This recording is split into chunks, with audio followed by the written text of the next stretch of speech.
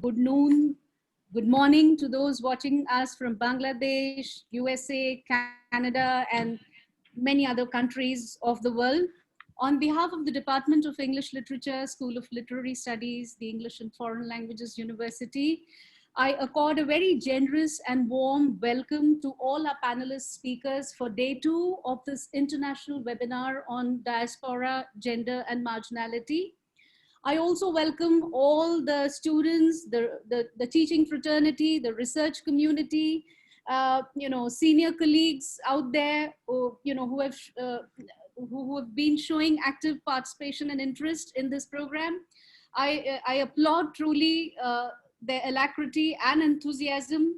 Now, day 1 yesterday, that was on the 26th of September, set a very galvanizing tenor and, really invigorated us with wonderful talks, numerous critical literary discourses and paradigms and approaches that we were introduced to with renowned panelists like Professor Amarijit Singh, Langston Hughes Chair, Professor Ohio University, Professor Emeritus Ohio University. We had Professor Robin Field from King's College, Pennsylvania, USA. We had Anisur Rahman, a former professor of English at Jamia Millia Islamia Central University, and of course, senior editor of Rekta Foundation.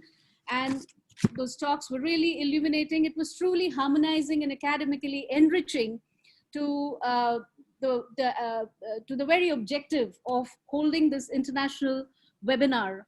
I would preferentially choose to be thrifty today on my part, as we are to accommodate 4 very important speakers who have joined us today in the area of diaspora studies. Anil Aneja, who's a professor of English at the University of Delhi. Professor Swaraj, Raj.Former professor, head, Department of English, Dean, Faculty of Languages at Sri Guru Granth Sahib, World University, Fatehgarh. And Professor Dutta, who's a professor of English from Gauhati University, who's joined us. Nasim Basiri, who's a researcher on women, gender, and sexuality studies, who's joined us from Oregon State University, USA. I welcome you all once again on behalf of the Department of English Literature and EFL University. So without wasting much of my time and your time, I would start with Professor Anil Aneja.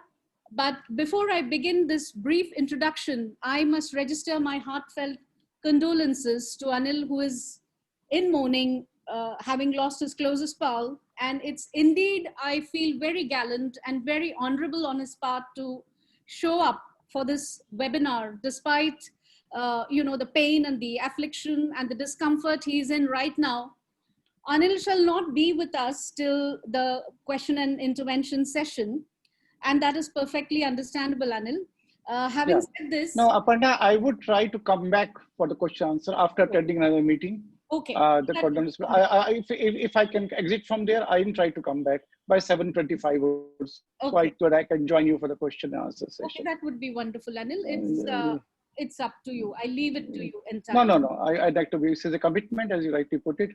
I'd like to be as much there as possible. Yes, I may not be able to throughout. Yeah, continue.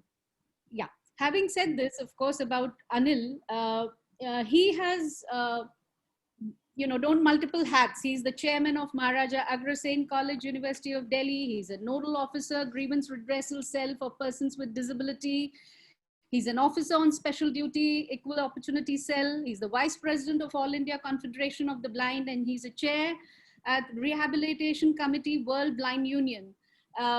He has many portfolios to his credit. He was conferred the National Award by the then President of India in 2014, and the prestigious Rustam Merwal Alpenwala Memorial Award 2020 by the National Association of Blind.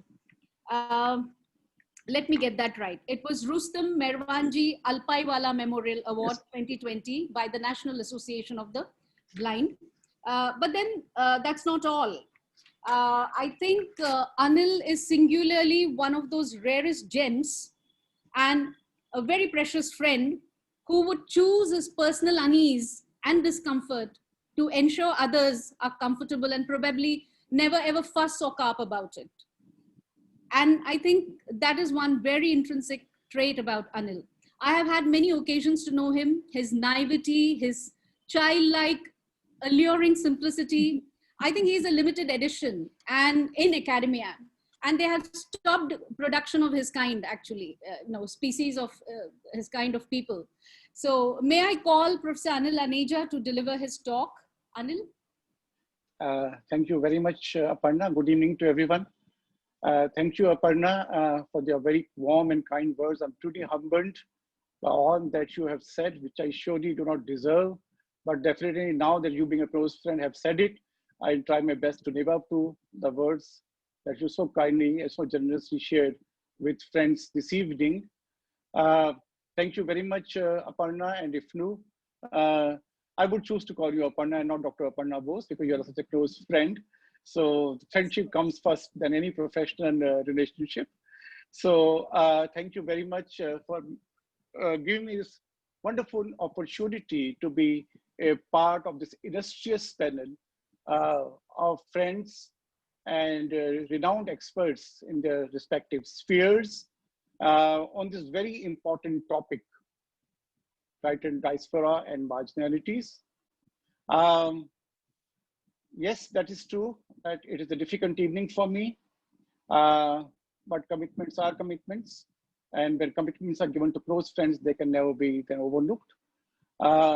It's unfortunate that I may not have the immediate privilege and opportunity to listen to other friends on the panel this evening. But however, I promise that I will access the recording on the YouTube from Aparna, as I would do for yesterday's discussion also, because I have another meeting to attend, an international condolence meeting, because this friend of mine was an international personality.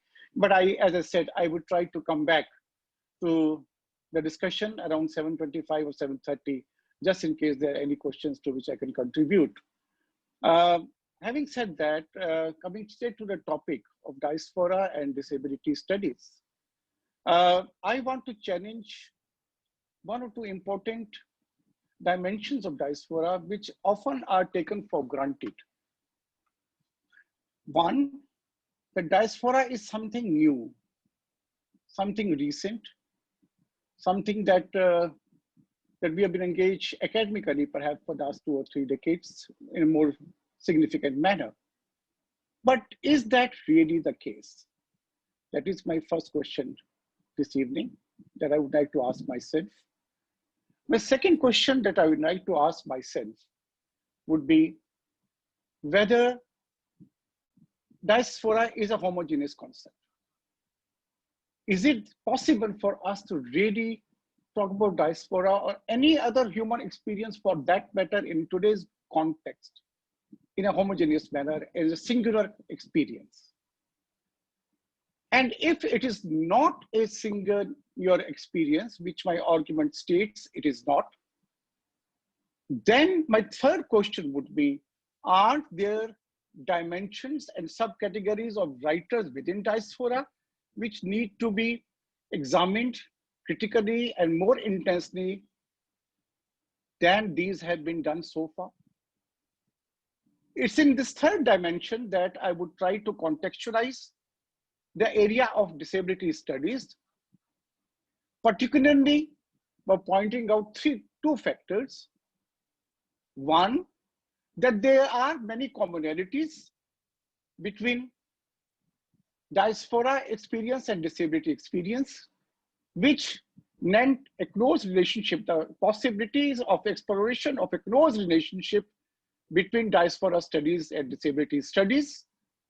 And two, specifically with respect to Indian diaspora, I would like to introduce, of course, some of you may be already aware, 3 disabled diasporic Indian writers who have done substantial work in creative writing, but who unfortunately have not been examined, studied by the scholars of diaspora studies to the extent that these writers deserve.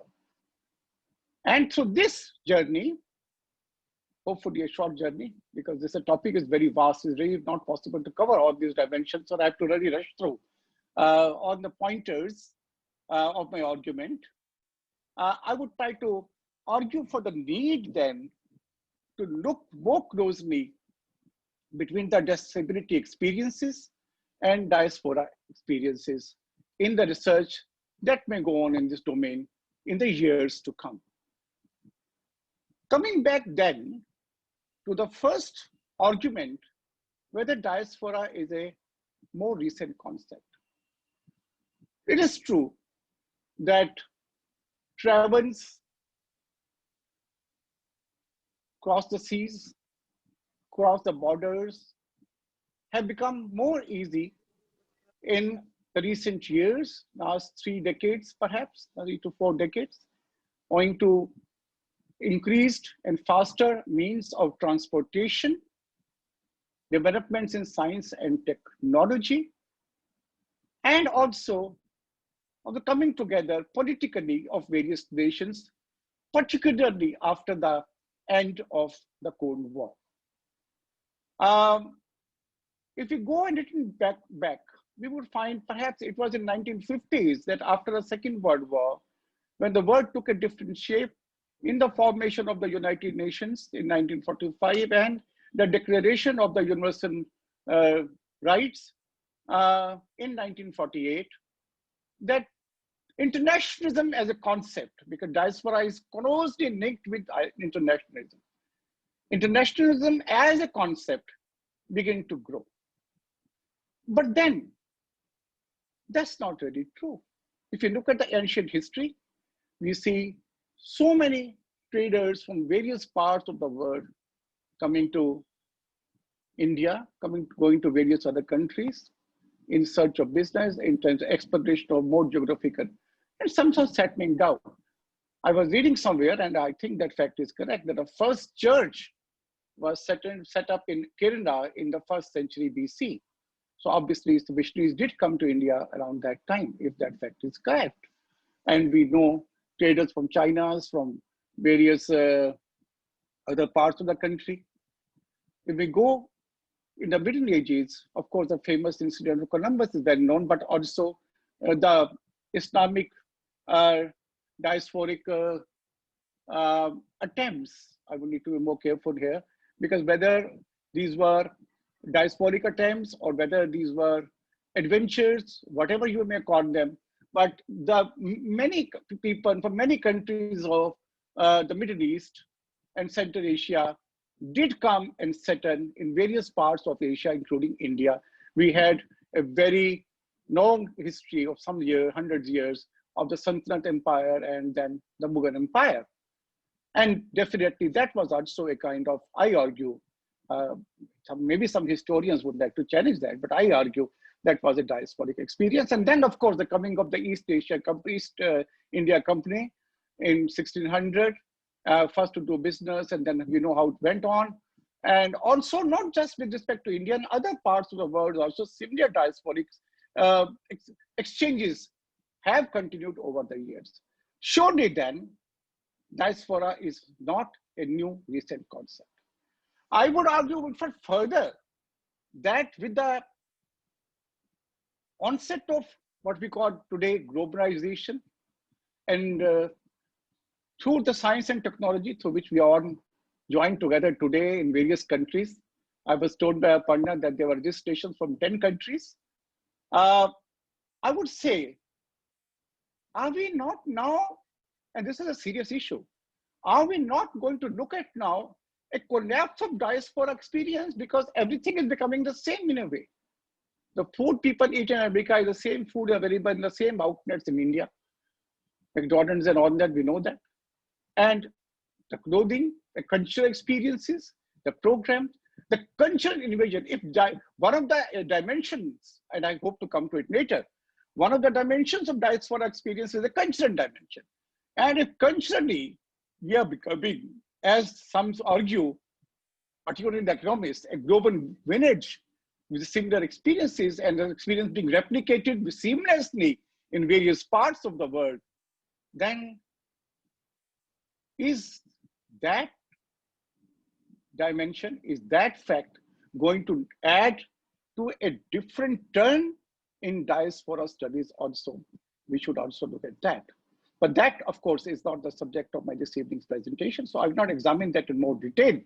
But surely, we should, I think, discard the experience, the view, if it's held by some, that diaspora is a recent engagement. Yes, that is true that we are talking more about it because that the word has opened out more. But in terms of the experience of people, diaspora is something that has gone on for ages. Also, my second point now, whether diaspora is a homogeneous concept or a homogeneous experience. My clear answer to that is certainly no. In fact, my clear answer to any such homogeneity in today's context is certainly no. I think being the kind of world that we are living in, we can neither talk of homogeneity in diaspora, we can neither talk of homogeneity even in disability studies. When we talk about diaspora studies in India, we mostly talk of Indian diaspora. But there are surely other countries also who have similar experiences. We had a conference at Delhi universities a year and a half ago, I think it was, on diaspora from Central Asian countries. And each diaspora experience from people migrating from each, when I use the word diaspora, I'm using Kim Butler's definition that people dispersing to other countries for whatever reasons. These could be economically related reasons, trade, job, labor, culturally related reasons, politically related reasons, but it is a dispersion, and the dispersion can be both collective and individual. There was a collective diasporic dispersions were there after the partition. Even that was a kind of diaspora. When people, my own parents, for instance, they were in Pakistan.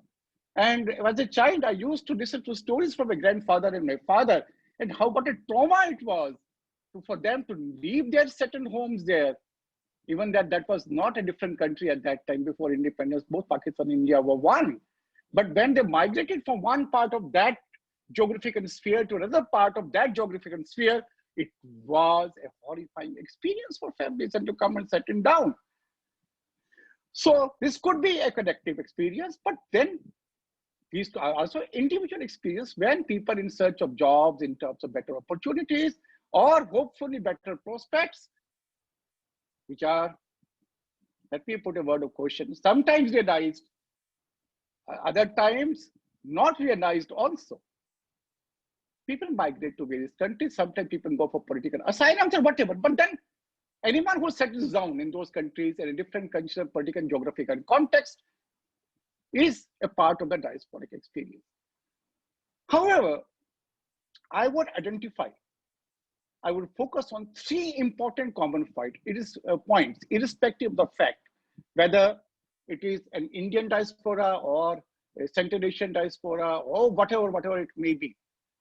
There is an argument that India being such a diverse country, when people come from Northeast, from some other parts of the country to metropolitan cities like Delhi or Hyderabad, they also undergo some kind of diasporic experience, cultural uprooting, renegotiation geographically and politically. Politically also, because the kind of political world they live in, the kind of cultural world they live in may not be the same, though India is a democracy and governed by the same constitution, but we all know that various states also have various laws which are specific to the state. I don't want to get into details of that right now, but I suppose it's clear that I'm not hinting at, but I'm pointing at. So there are three pointers in my view, whether it is a national diasporic experience or an international diasporic experience.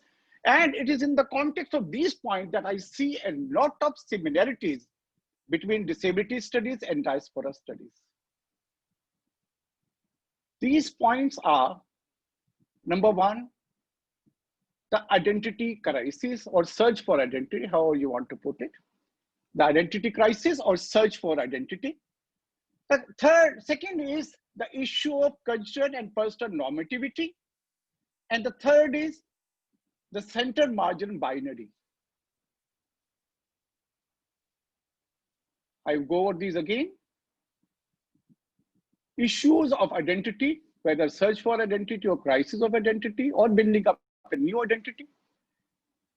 Consider social normativity and center margin binaries. It is my argument that every person, irrespective of however cosmopolitan you may be, however elite you may be, however poor you may be, when you migrate to a different world, politically, geographically, culturally, socially, you need to renegotiate your identity. I don't know how many of you have faced this experience. So when you renegotiate from one city to another, also need to readjust, but have you adjusted? Indian colloquial term question is that, have you adjusted? Now, what is that adjustment? Adjustment is negotiating yourself to the environment, finding a place in the society in which you have moved, in the neighborhood you have moved with your neighbors, trying to mentally orient yourself, and trying, and if you're looking for a career or for a job or for kind of a professional space in the country of migration or the city of migration, as the case may be, then I would say that it is also a question of re-establishment of identity. And through this issue of identity, other 2 points that I'm going to talk about, I hope to lead you to the issue, the point that every diasporic person, every person who is in diaspora experience is a kind of other. And it is the otherness of the diaspora experience that brings it closer to the marginality experience. Of course, my particular discussion this evening is with respect to disability, but then those points could also be replicated in other ways in respect to other marginalities. So identity, the whole idea of normativity, socially culturally, because every culture, every society has its own definition of the normal. And that is the biggest crisis that a person with disability faces by re-establishing or establishing his or her space in a particular culture or social world. The whole idea of trying to come up to, or trying to counter, I would say, because disability studies does challenge the issue of normativity in a very significant way. Perhaps in a way, no other studies challenges the issue of norm, because here normativity has a very different experience. If normativity is homogeneous, then I would say people have not read a text like the Gulliver's Travel, where the term of normativity changes with every book. Niliputian, for the Niliputians, Gulliver is abnormal. He is not like them. And for the Brobdingmen also, the Gulliver is again abnormal because he is not like them. The Niliputians are the smallest and the Brobdingmen are the not much larger people compared to Gulliver. But for both of them, he is not normative. So, and I argue and swear that this issue of normativity or body and cultural uprooting is something that Swift took up in 1726, which we are trying to negotiate regardless of modern phenomenon. Today, it's not. But yes, of course, there are more discussions, dialogues. Thankfully, during the lockdown, these have increased. So, and this is one of the positive sides, at a very high cost, of course, a very high cost humanly, that we are engaging more and more intellectually. So that is a bit, perhaps, of a silver lining, if you want to find any, but that apart. So the whole idea of normativity is very important, both to diaspora studies. Who is the person who has migrated normal? Because communities come later. Communities, diasporic communities are formed only when a substantial number migrate. First is the diasporic experience is of the individual. And the community experience cannot also override the individual experiences.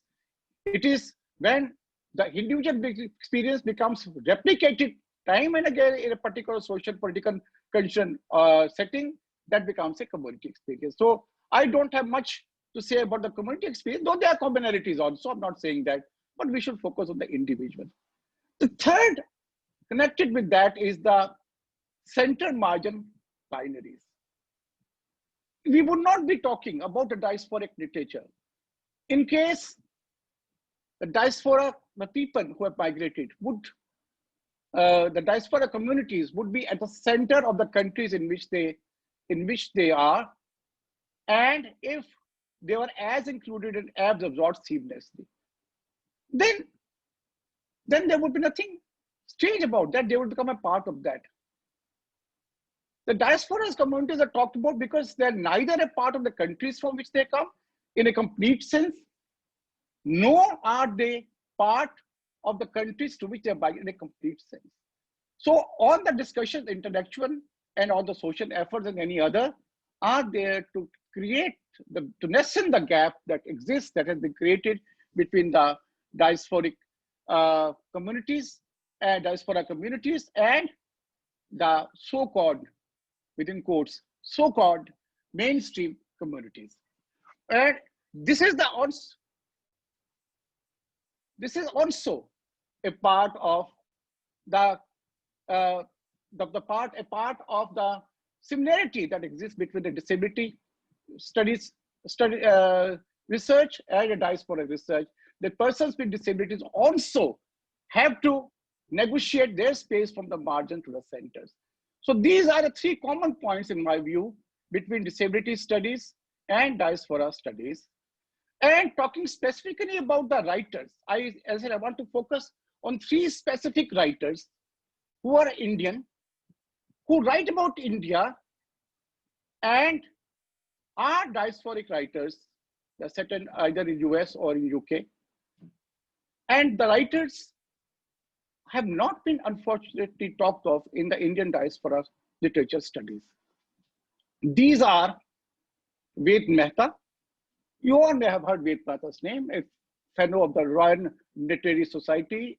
He was invited to the Jaipur Literary Festival in 2014, written 25 books, left India, was born in 1934, flew alone to USA at the age of 15, flew alone, being visually impaired, flew alone at the age of 15, brought about his first book, Face to Face, at the age of 23, 25 books including that, and yet we hardly have any studies in India on Ved Mehta, who writes almost in everything concerning India, right about from disability to Indian political scene.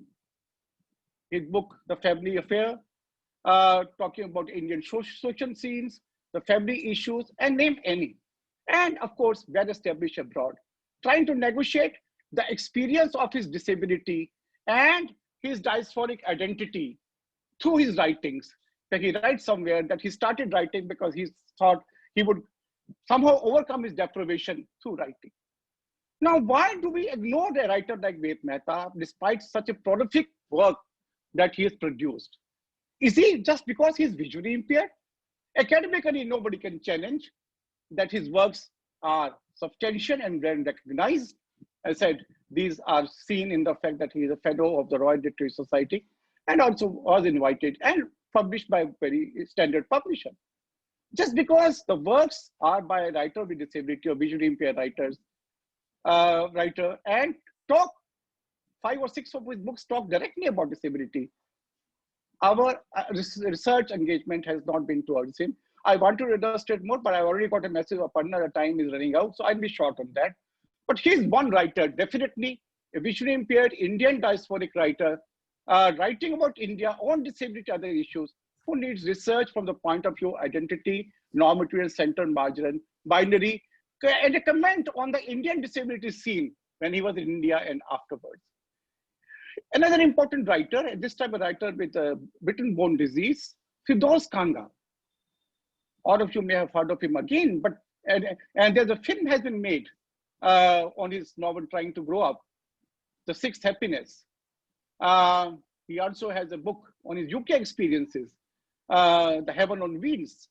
But again, a writer who addresses issues which were not even taken up by the mainstream writers in the 1970s and 80s.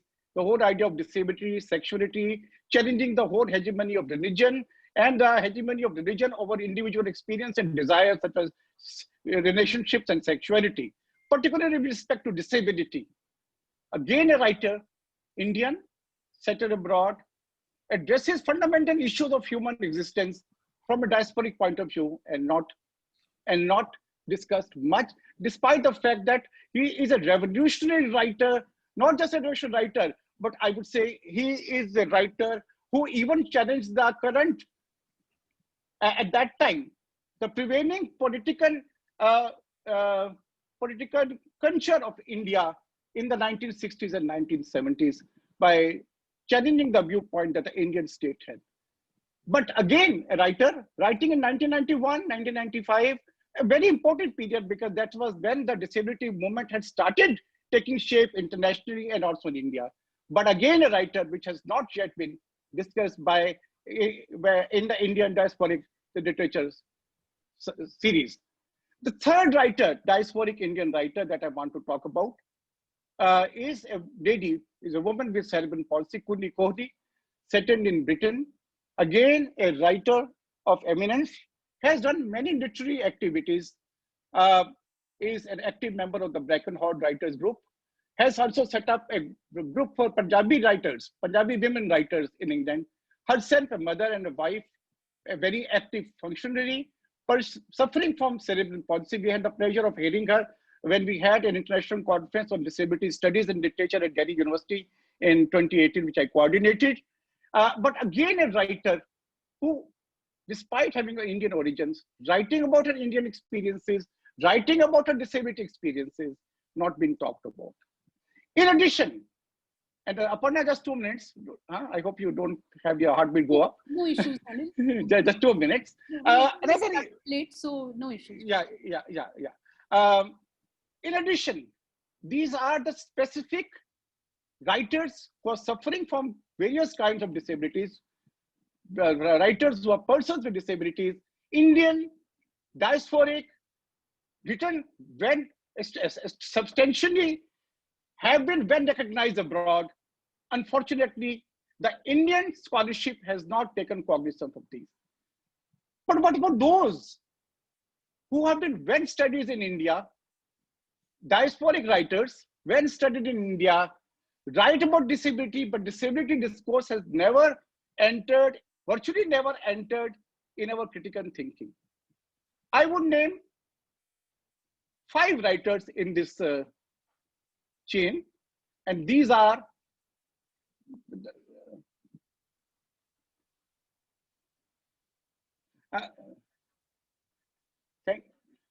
thank you, Professor Swaraj, for your message. Thank you very much indeed. These are Bharti Mukherjee, and the text I have his wife. Anita Desai's Clear Night of the Day. Salman Rushdie's The Shame. Rohingya Mysteries. On the 3 texts, Such a Long Journey, A Fine Balance, The Family Matters, which have a strong disability component, and Indra Sinha's Anyone's People. These 5 authors are well established. We are all familiar. We all know their works. We all study. They are well recognized diasporic writers in the diaspora canon. But how often have we talked about Dimple as a person suffering from intellectual disability? How often have we talked about the centrality of Baba? How often have we talked about the rebellion and the energy that Sophia Zenobia has in the shame in trying to assert her identity? How often have we talked about Tabin in such a Tabin? How often talk about Ishwar and Om Prakash and Nariman in the works of Rohingya Mystery? And how often we have talked of a self-assertion of identity by anyone in the Anyone's People, where he rejects normality in favor of his disability. That's a rare assertion. He doesn't want to undergo the surgery. He doesn't want to become normal. He chooses to be disabled because that would be any kind of otherness, any kind of normality would be a question on his disability identity. He accepts his disability. The argument that I'm putting forward is to conclude that when we engage with diasporic studies in relation to cultural experiences, in terms of experiences regarding family, relationship, nostalgia, which are very common themes of diaspora critical studies, we should also look at writers from the point of view of marginalities in general, and in my specific argument, from the point of view of disabilities. I have, as a, uh, as I forgot, as I tried to argue before you, that there are 8 writers that I just presented who have a very strong disability component in their writing, and that disability component has undergone unnoticed in our study of diaspora literature. I hope that scholars and researchers, as they pursue this very significant and changing field, would pay more attention to this important marginal, so-called marginal experience, trying to move toward the center, trying to find its place in inclusion as far as literature is concerned. Thank you very much. Thank you, Anil. That was a brilliant lecture. Thank you very much. Thank you. And I hope that you had sufficient time enough to sort of complete your lecture. Anil's talk rings in aspects of disability studies. The title of his talk was Interrelated Dimensions of Diaspora and Disability Studies. And he rings in those aspects of disability studies that radiate newer discourses within diaspora, that endorses that disability is a critical lens through which intersectionalities can be addressed. And very, very succinctly and lucidly, Anil has examined the interrelated dimensions of alienation, of othering, that also becomes the defining aspect of both diaspora and disability studies. He made a brilliant comparison of a few diasporic writers such as Wade Mehta, Kanga, Kohli, and comparing them to the non-visible diasporic writers like Rushdie, Misri, Baldwin, Indra Sinha. So brilliant! It was wonderful. And those who are here in Zoom and those out there in hundreds watching us live on YouTube, I'm sure they must have found really, really productive. So thank you, Anil. Thank you, Aparna. I'll try to join as soon as possible, maybe by 7:25 or so, but I'll surely be there. It's a compulsion. I need to attend the other meeting, because the condolence meeting, and I need to be there. But I'll try to come back, definitely 7:25 or so. Certainly, sir. Thank you, everyone. Thank you. Yeah, I'll be back. Yes. So that brings us to the second speaker of and Aparna, my apologies for other eminent speakers, but I'm sure I have access to your excellent presentations this evening.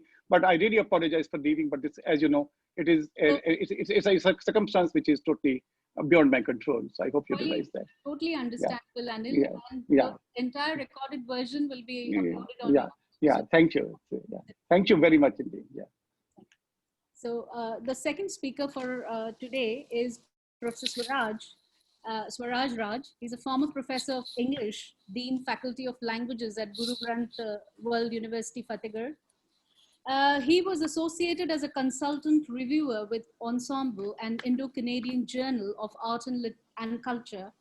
His PhD thesis was titled Diasporic Consciousness in the Selected Works of Salman Rushdie, Rohinton Misri, and Bharti Mukherjee, and it's considered still as one of the most appealing and engaging and compelling piece of research in the area of diaspora studies.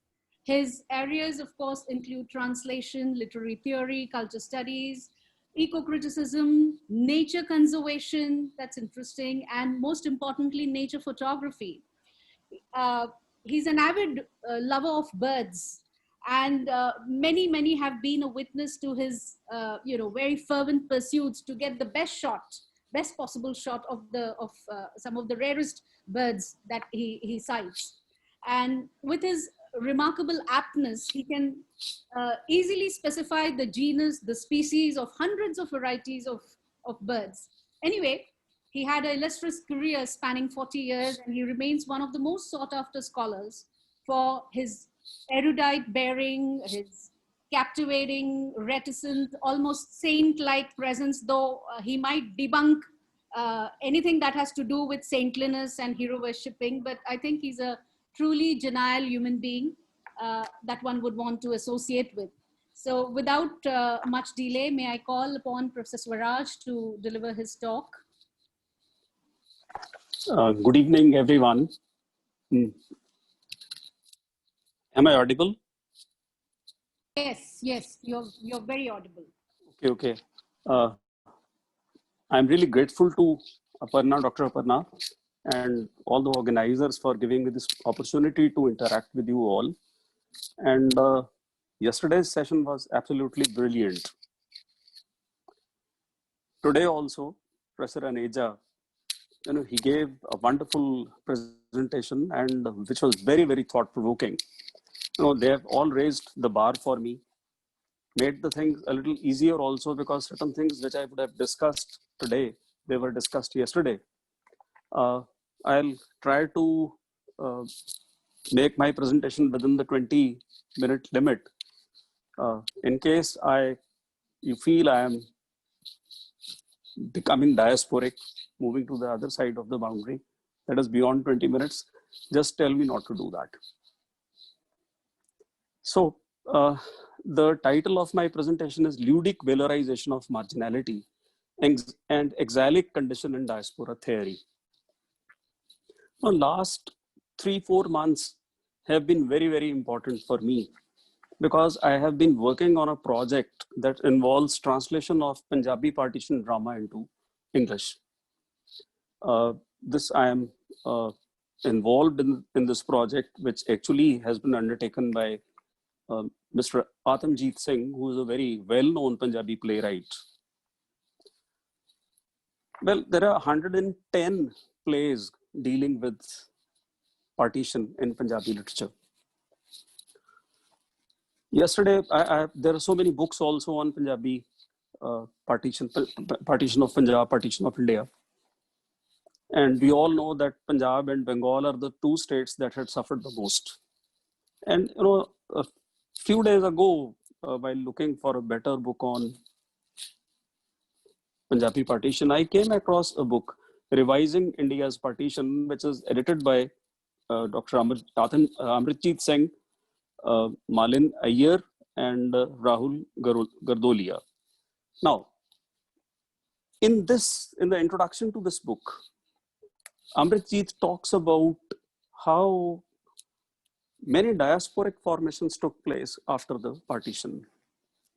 And then that made me think about why there is illusion of this kind of diaspora in the mainstream theory.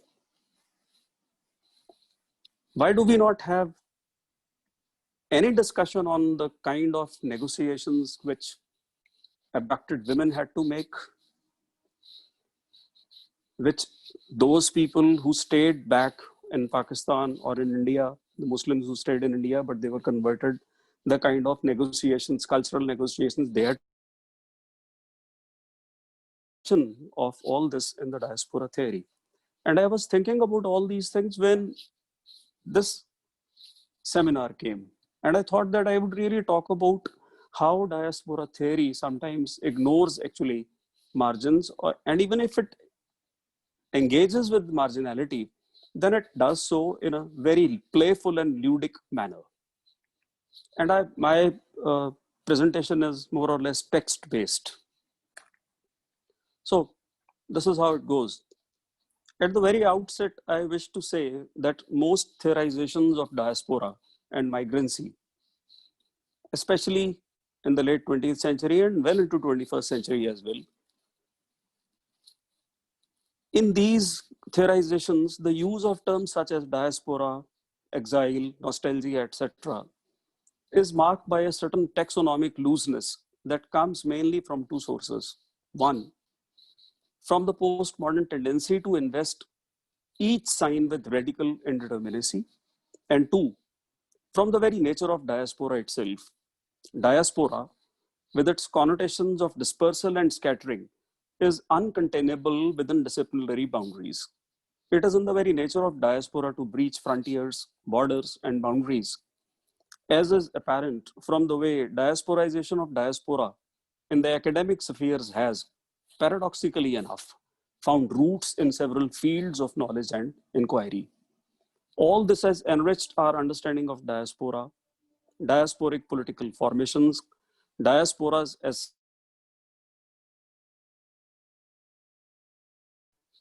hence nothing wrong with it per se. except that the condition of marginality, exile, exclusion, and everything that goes with them have been valorized and glamorized, which looks out of place in our neoliberal economic regime, which is totally unjust and it is full of center margin spaces. But yesterday, obviously, the center margin idea was already problematized, and I also want to problematize a few ideas later on. As a result, I see that this valorization tends to actually elide or even efface the pain and hardship that characterize the condition of exile, marginality, and exclusion, rather than focusing attention in sheer heat of concentration on these issues. The image of exile, in fact, as a protean metaphor in 20th century literature and philosophy. Nabokov, Brodsky, Hannah Arendt, Adorno, Cavafy, Novalis, and Heidegger all come to mind. Novalis's aphorism that philosophy is a homelessness of the mind has found resonance in many great literary works, often written from the perspective of the exile. Martin Heidegger is the most important thinker of the modern man's diasporic condition. He tries to understand the diasporic condition in terms of man's estrangement from the being, which is deseen, that is to be there, a condition for which he holds responsible the metaphysical scientific way of looking at the world, a way that has in fact made unavoidable the alienated, unhoused, recurrently barbaric state of modern technological and mass consumption man. Thus, the migrant experience, because of valorization of fragmentation and nomadism, is understood to have become the central experience of modernity. In an interview, Stuart Hall claims that in an area of globalization, we are all becoming diasporic. Moving away from the definition based upon the paradigmatic nation-centered models of diaspora, Hall declares that the diaspora experience is defined not by essence or purity, but by recognition of a necessary heterogeneity and diversity, by a conception of identity which lives with and through, not despite difference, but by hybridity. And diaspora identities are constantly producing and reproducing themselves anew through transformation and difference. He also claims that he uses the term diaspora metaphorically and not literally. Bhabha's stance is not dissimilar because he also, in drawing upon his own experience as a Parsi and a globetrotter, celebrates the diasporic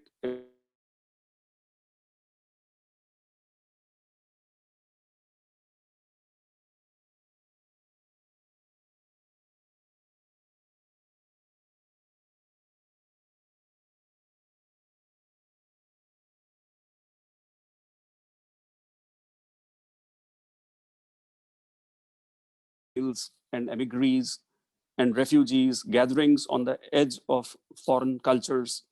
I think we are all aware of this. So I leave some portion and come towards the end of this long quote. And the gathering of people in the diaspora, indentured, migrant, interned, the gathering of incriminatory statistics, educational performance, legal status, immigration status. Bhabha's half-life, as he calls it, underpinning temporality, irreducible hybridity of diasporic identity, interstitial location of the exile is a location which is not a home, but is empowering nevertheless, because of the accretion of multiplicity of perspectives on life indicated by repetition of the word gatherings, with home and identity becoming fluid, loss of fixity in diasporic unbelonging translates into freedom from crippling fixity of a monolithic identity. While the earlier theories of diaspora underlined the sense of loss and separation from home and originary identity, Bhabha's ideas make exilic position look a privileged one. This valorization of the marginality is visible in the works of Rushdie and Bharati Mukherjee, though they deal in unlike ways. They do portray the darker underside of migration, no doubt, but they do it in a playful way so that it becomes a desirable condition of contemporary modern life, which is in a state of vertiginous flux. Rushdie's trademark verbal pyrotechnics, his paronomasia, and his unreliable narratorial voice in his fictional works make even the pain of exclusion and exilic condition look celebratory. Whereas in Bharati Mukherjee, the itinerant condition is endlessly emancipatory, especially as it is clear in what Professor Amritjeet referred to yesterday, breezy transformations of Jasmine, the eponymous heroine of Jasmine. I will deal with both the writers in some detail before moving on to Mahmood Darwesh and Aga Shahid Ali, if time permits. But Rushdie first. In Satanic Verses, while talking about the exiled Imam in London, Rushdie writes, who is he? An exile. Exile is a vision of glorious return. Exile is a vision of revolution. He's an endless paradox, looking forward by always looking back. The exile is a ball hurled high into the air. He hangs there, frozen in time, translated into a photograph. He awaits the inevitable moment at which the photograph must begin to move and the earth reclaim its own. In Satanic Verses, according to Rushdie's own admission, he wrote to celebrate hybridity. In the aftermath of the Satanic Verses affair, Rushdie declared in Imaginary Homelands that his intention was to celebrate hybridity, impurity, intermingling, the transformation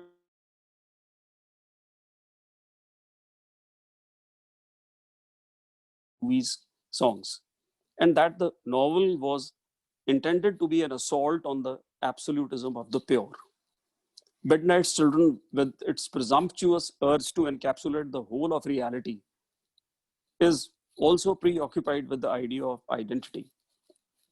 Written in chutneyfied English and presenting a chutneyfied history of India, the novel's very narrative technique foregrounds the novel's preoccupation with the notion of hybrid identity. Now here, I would just like to ask one question to all the people who celebrate hybridity in this sense. Hybridity basically assumes that there are two originary identities which are pure. Can any identity be pure in itself? This is my basic question, because identity can never be self-identical. There is no pure identity. If there is no pure identity, then why do we privilege hybrid identity over any other identity? The idea that identities are hybrid and palimpsestic recurs in the Moore's Last Sigh. But Rushdie's own travails after Khomeini's fatwa have led to important shifts in how he looks at the whole idea of hybridity. Therefore, in negotiating the issue of identity, the Moore's Last Sigh charts a different course. Midnight Children and the Satanic Verses are paeans to the enabling power of hybridity. The metaphor of Salim's mongrel self and Bombay's mongrel character is an enabling metaphor, as it holds the promise of transcending the heterogeneity and divisiveness of multicultural India. However, in the Moore's Last Sigh, the self-other dichotomy is presented in relation to different modes of hybridization and desire for authenticity. The device of palimpsest, which Rushdie pursues on several levels, underpins the highly sedimented nature of cultural, national, racial, and ethnic identity. It allows him to suggest that it is really hazardous to define Indian identity in terms of singularity.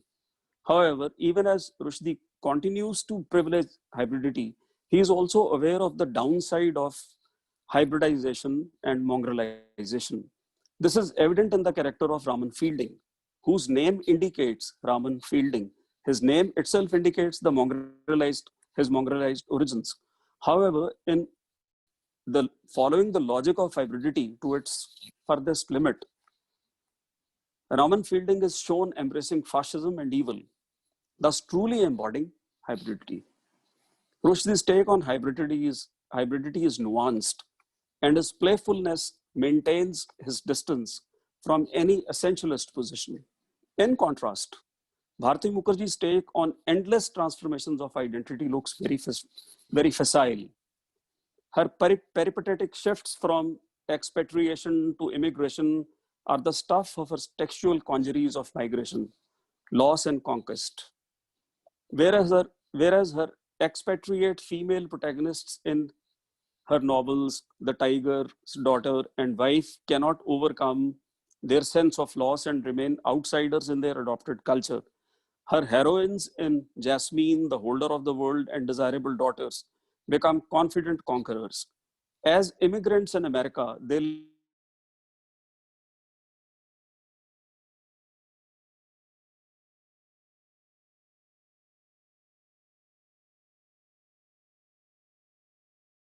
with possibility of freedom and endless reinventions.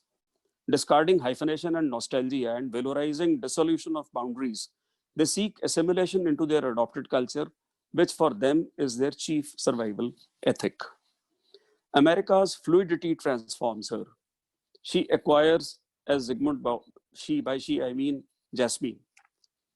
She acquires, as Zygmunt Bauman would say, a liquid modern identity. And the only way to relate to others, which she knows, is the liquid modern way of relating.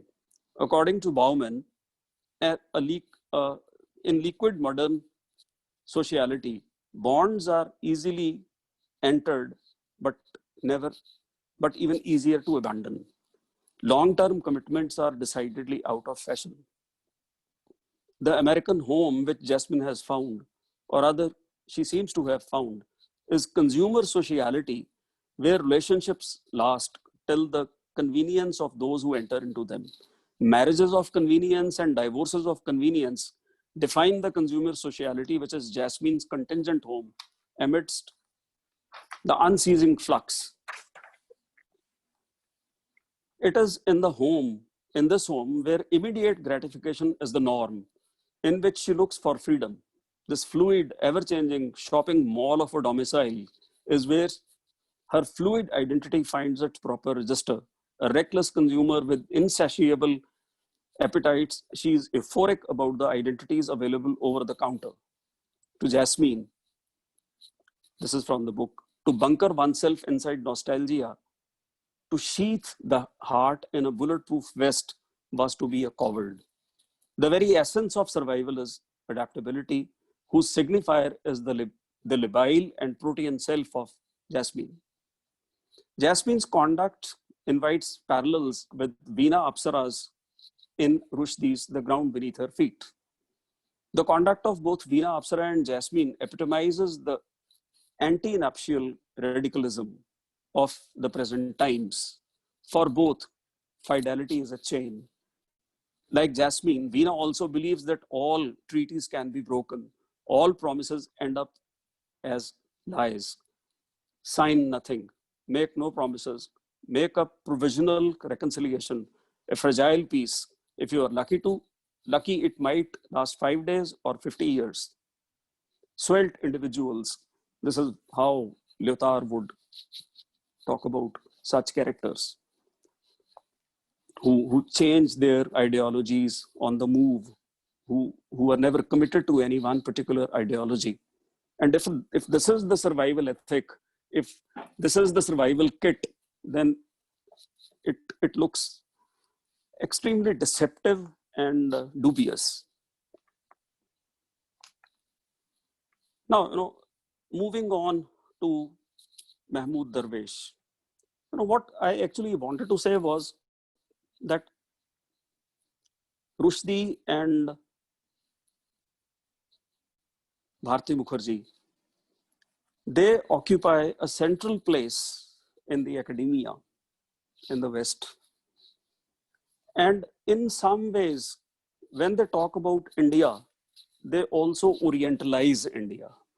Rushdie has been charged with Orientalizing India in Midnight Children in The Moor's Last Sigh also. And Bharati Mukherjee also, she has nothing good to say about Jasmine's stay in Punjab. Now, when we come to some other poets who are exilic, who construct themselves as exiles, the difference between the way they look at their existence, at their exilic condition, and the way Bharti Mukherjee and Rushdie, etc., they look at their existence, the differences become very clear. So I come to Mahmood Darwesh, a poet like Mahmood Darwesh, who has actually experienced exile, won't be so celebrately about exilic condition. This is apparent from his exile cycle, a long poem, which deals with very poignantly with the ache of longing, as he calls it, for a home and search for identity. Without a home and identity, he is a man who is, to quote, both dead and alive, unquote, a ghost searching for his yesterday, a heritage in memory, his yesterday conflicting with the literal past, his mother, beloved, his father, and his home,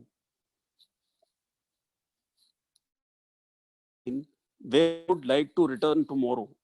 However, he is acutely aware that he has no tomorrow, only the sickness of longing that afflicts him.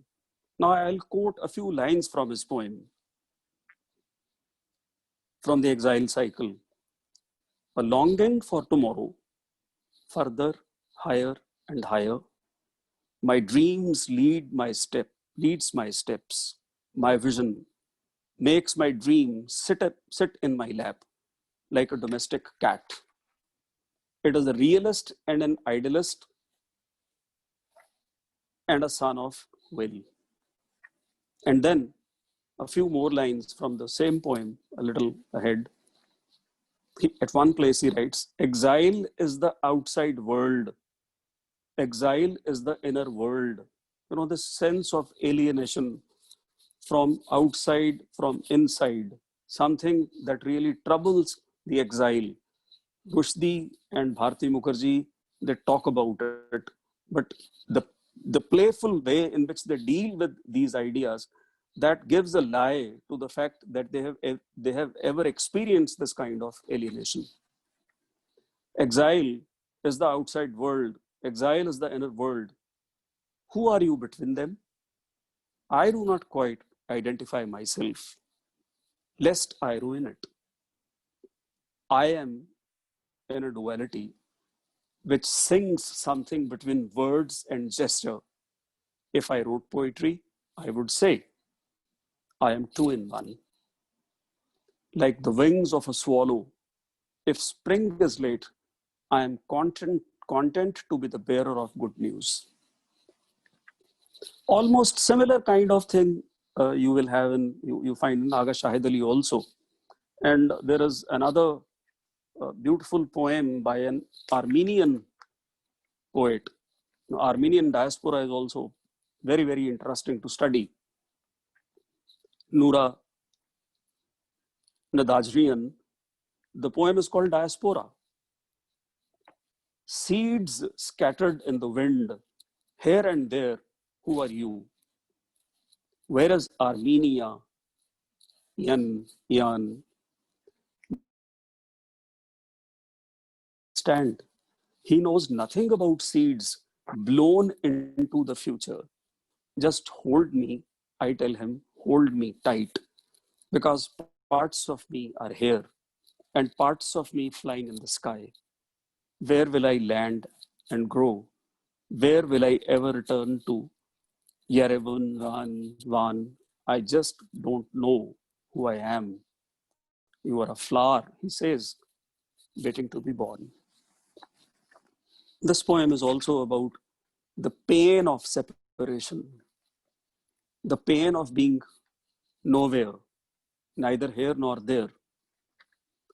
Now, the question that I would like to end my talk with is on the issue with which I began. There is no dearth of books on India's partition, but not much critical attention seems to have been paid to diasporas that came into being as a result of forced migration and religious conversions. Another related question is, do we restrict our attention to diasporas in relation to nationhood only? We know that we have extended the definition of diaspora to such an extent that nobody appears to be non-diasporic. So if that is the case, then why not talk about internal diasporas? What about sub-nationalities, fractures, and sutures within the nation state? What about internal migrations and subsistence level economic migrants being considered as aliens, as others, confined to hovels and ghettos and metropolitan centers? They are the ones who, while returning home, they were actually enacting their return to home. Maybe they would not have come back home had there been not this COVID thing, but they did try to come back home.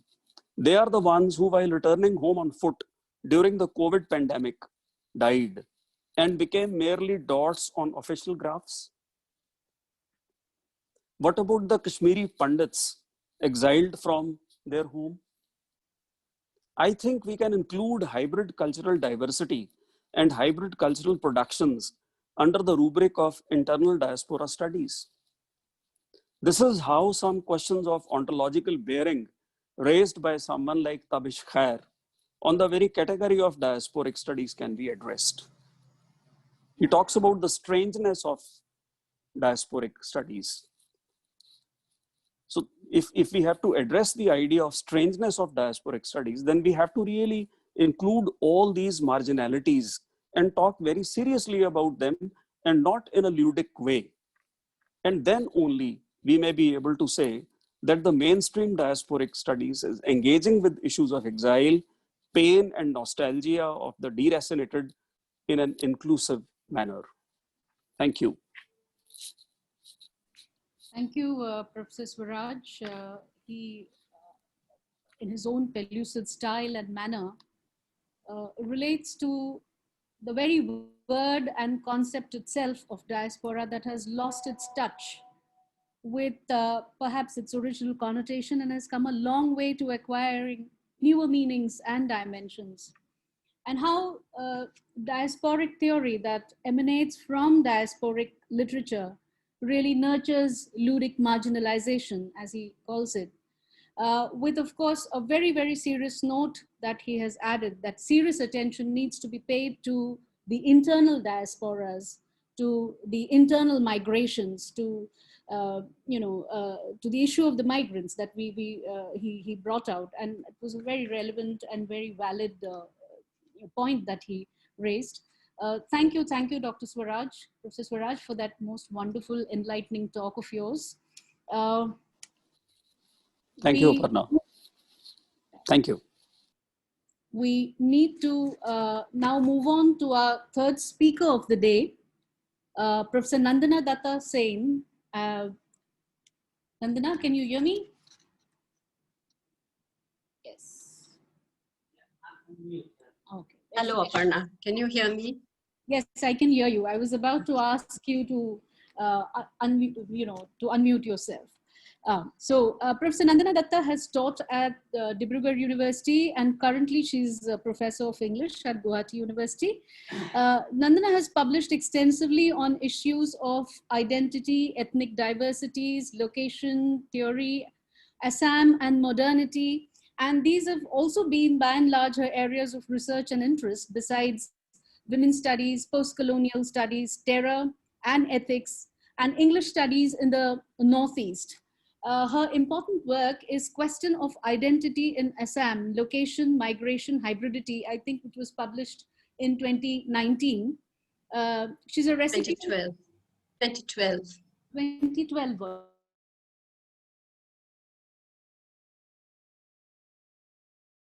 In 1999.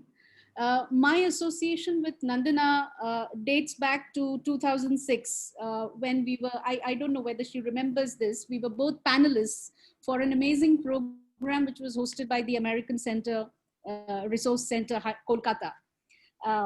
And a very affable and unassuming persona, her directness and astounding clarity in addition to her competence to kind of think out of the box, using conventional means, but totally transforming them into fresher and newer perspectives are perhaps the benchmarks of Nandana's approach to literary studies. So may I now request Professor Nandana Datta Sen to come and present her lecture.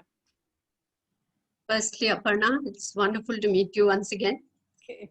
My name happens to be just Nandana Datta. My talk is going to be on an area which is not often considered diasporic, a literature which is not known, and hence the title of my talk is Who Speaks for/of South-South Migration and the Problem of Voice. I begin with a little epigraph. It's a quote from a translated story by Orupapotangia Colita, an Assamese writer. These are the lines in her story. The story title is that the half-burned us at midnight. So the people remain fearful, like cattle after escaping from a burnt-down shed, and are now so scared they fear even the hint of a red cloud. They prick their ears instantly, even at the sound of crackers from a wedding party, arriving at the bride's house. Has anything happened? Is there trouble somewhere? They worry. Now, the point I want to make through the title and this quote is, when Aparna challenged me with this seminar and the kind of talk she wanted me to give, I realized that an area which I had been thinking about for quite some time would now give me a new perspective to look at the area of diaspora studies and to actually bring on board an area that has often gone unnoticed in diasporic literature. Because we do so much diasporic literature in English departments, I think we have got set in our ways of looking at what constitutes diaspora. And this is the area that I would like to open up, hopefully, with a few examples. So I'll be making a couple of points. Diaspora, as we study it in literature, I'm going to claim, is a very exclusive category. Exclusive in several senses of the term. It excludes, but it is also exclusive in the sense that it refers to an elite category of writers through which we very often leave out a lot of others. Previous speakers have also made a similar point, and I'm glad to be part of this conversation because this is something I think that really needs to be spoken about. The second point I think which will emerge in my talk is a different diaspora. That is the story of violence. Because of this, the category of people I want to talk about and the literature that has or has not emerged out of that group is because very often this group and everything that surrounds it has been seen under the frame of violence. Violence in the Northeast, violence in Assam, that's so commonly known that we don't often talk about the diasporic experience. What does it mean for these individuals to have left home and so on? I'm looking at three experiences, three stories, three different kinds of experiences through three stories. All three are translated. They are not easily available. And they are texts by three very different kind of people. One is a folk tale, which was retold by a scholar of Shor Sapuri literature, which is literature which comes from the sandbars of Assam. The second is a tale in Bangla from the Barak Valley. And the third is an Assamese tale, written in Assamese by a very well-known writer. I have already quoted from that tale. So for an experience that is about travel, dissemination, and going away, I'm doing something that will possibly and maybe anomalously offer a very local, near at home look. So I'm not really talking about people who have gone far away. I'm looking at something that is closer to home. I'd like to begin with the three stories to give you a sense of what exactly is at work here. The first story, a folk tale from the Chor areas, is discussed by an eminent scholar of this culture, Ismail Hussain, and also published by the Assam Sahitya Sabha in Assamese.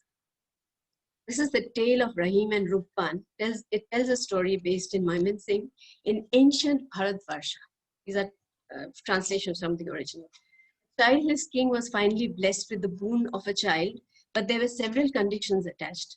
The child would die on the 12th day unless he was married to a 12-year-old virgin on that day, and both sent off in exile to the forest.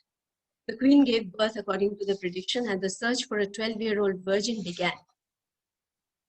When no such girl could be found, the prime minister of the kingdom was ordered to give up his 12-year-old daughter. The father's refusal led to his torture and imprisonment, and the young girl, Rupan, unable to bear her father's distress, agreed to the marriage. Following this, the young girl with the infant husband went off into the forest, faced dangers there, and was subsequently rescued by the king of the forest, Bon Raja. On resuming their journey, they came upon a river, and Rupan gave her diamond necklace to the boatman as a fee for being rowed across.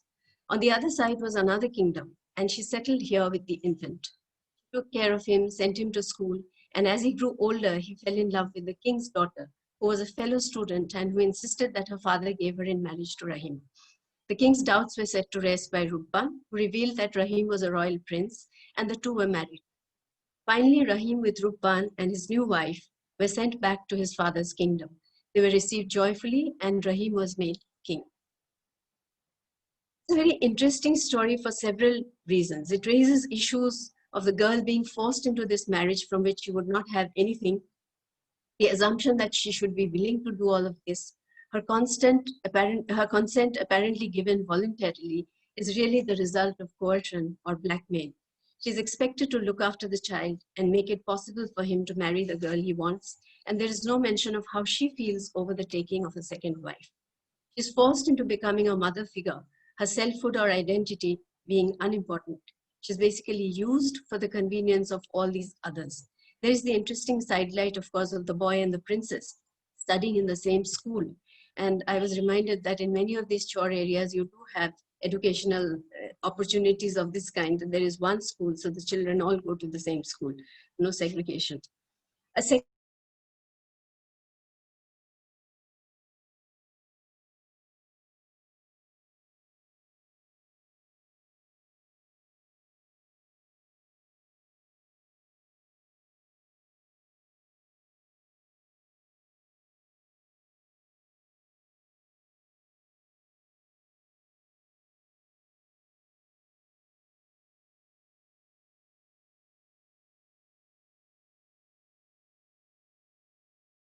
leaving as a very young child with his parents because an exploitative landlord relative makes it impossible for them to make a living. Now, as he ponders over another person from his own community, framing him as a foreigner who must be evicted, the two episodes of exploitation connect and complicate the question of identity, belonging, community, etc. The truck carrying the group abandons them in a forest on the border, and foresters report sometimes finding the body of a naked woman and some blood-stained clothes. Of Ashraf and his family, nothing more is known. But the narrative imagines father and son caught between an Irfan Chacha and a Qadir Mia and left without a homeland. A third story by one of Assam's eminent women writers, Orupapotangia Colita, The Half-Burnt Bus at Midnight, again, it's available in translation, is about a burning bus drawn by a truck through the streets of a tiny riverside settlement at night, setting fire to everything it passes. A surreal piece of writing that captures evocatively the fear and the reality of the danger the people of the settlement expect every day. The bus had come from an area under a ban given by, the writer writes, a community that wanted its own state. It had entered the area full of passengers, but had been surrounded, petrol poured in, and set on fire. The attackers also opened fire so that there was little chance of any of the passengers surviving. While the tale doesn't name communities or groups, it graphically presents a typical case of ethnic conflict from the region. These are all about a particular group who have obviously come from Bangladesh and have settled in various areas of Assam over a very long history. From the time of the Bengal presidency, there has been record of Bengalis being settled forcibly in various parts of Assam. From East Pakistan, after the partition, there were movements of people who came in and settled primarily in the Barak Valley, from which the Bangla story comes. And eventually, in 1971, during the Bangladesh war. People came in from Bangladesh, settled in the Barak Valley and in the various areas of the Brahmaputra Valley. So this is something that is a very interesting and problematic migration, which has frequently gone unnoticed in terms of diasporic literature or diasporic studies, or even the fact that most of these people have not been able to write in order to become diasporic writers. So the point I'm trying to make here, I will read a little from the paper so that some of this emerges. Margins and their powerful ability to contest the center has been a favorite guide for studies of migration, diasporic literature, ever since Homi Bhabha spoke of migrants on the margins of a foreign culture, nations reformed by these migrants at its borders. And whenever we have read diasporic literatures and read of diasporic experience, the romantic inclusion of this condition has been in our minds. A norm, a framework, a thinking process was set, and we adopted it, happily using it to read the unique products of diasporic experiences, and equally happily excluding or failing to see, because of the enchantment of this norm, other experiences of migration that have not been as romantic or as theoretically productive. I propose to keep this as a small alarm bell in my mind for today's talk, in order to pursue two other issues: the question of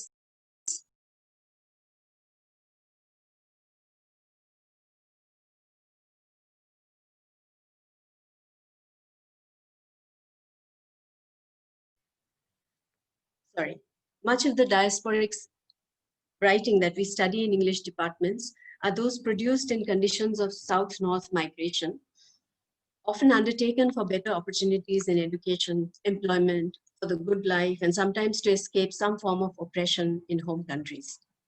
But there does exist a form of migration where the diasporic writer is invisible and silent, or even non-existent. The point of the title is what I will therefore explore in conditions where migration does not empower.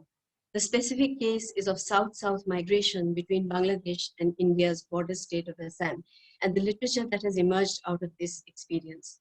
Beyond the privileged category of diasporic literature of the Chumpa Lahiris and the Chitra Divakarunis, and just by the way, I've just finished examining two dissertations, one on Chumpa Lahiri, one on Chitra Divakaruni from our universities. Beyond this experience is the searing experience of migration in hostile and actively unwilling host countries that give rise to the question: can one speak of voice and agency for the migrant, and especially the migrant woman in the South-South situation? Or should the question be, who speaks for them?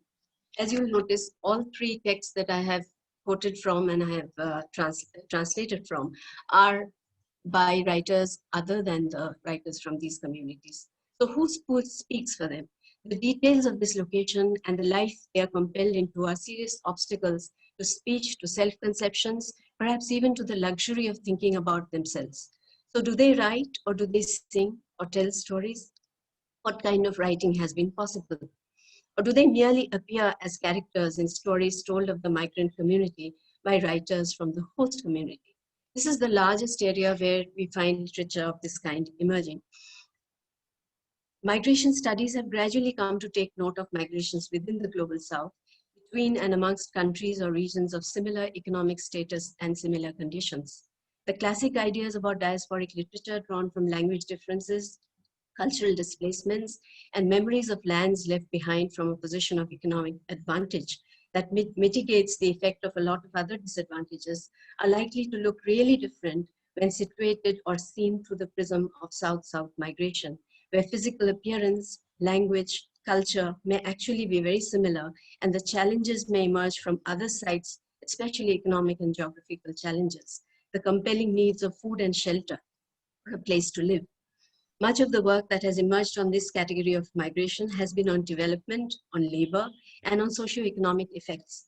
There is some consensus among scholars that because there have been fewer studies of migration through and to the global South, the differences and similarities in migration dynamics that exist in these countries is under-theorized. I'm limiting myself to the experience of migration in the Indian state of Assam, which shares a very long border with Bangladesh. During the years of the Bengal presidency, there were, of course, organized settlement of Bengalis in several areas of Assam. So the issue of borders, dating these borders, living cheek by jowl with one another, the existence of two languages, which were the source of turbulent language movements, and the resulting problems of cultural exchange and conflict are not new. The kinds of migrants here are also diverse.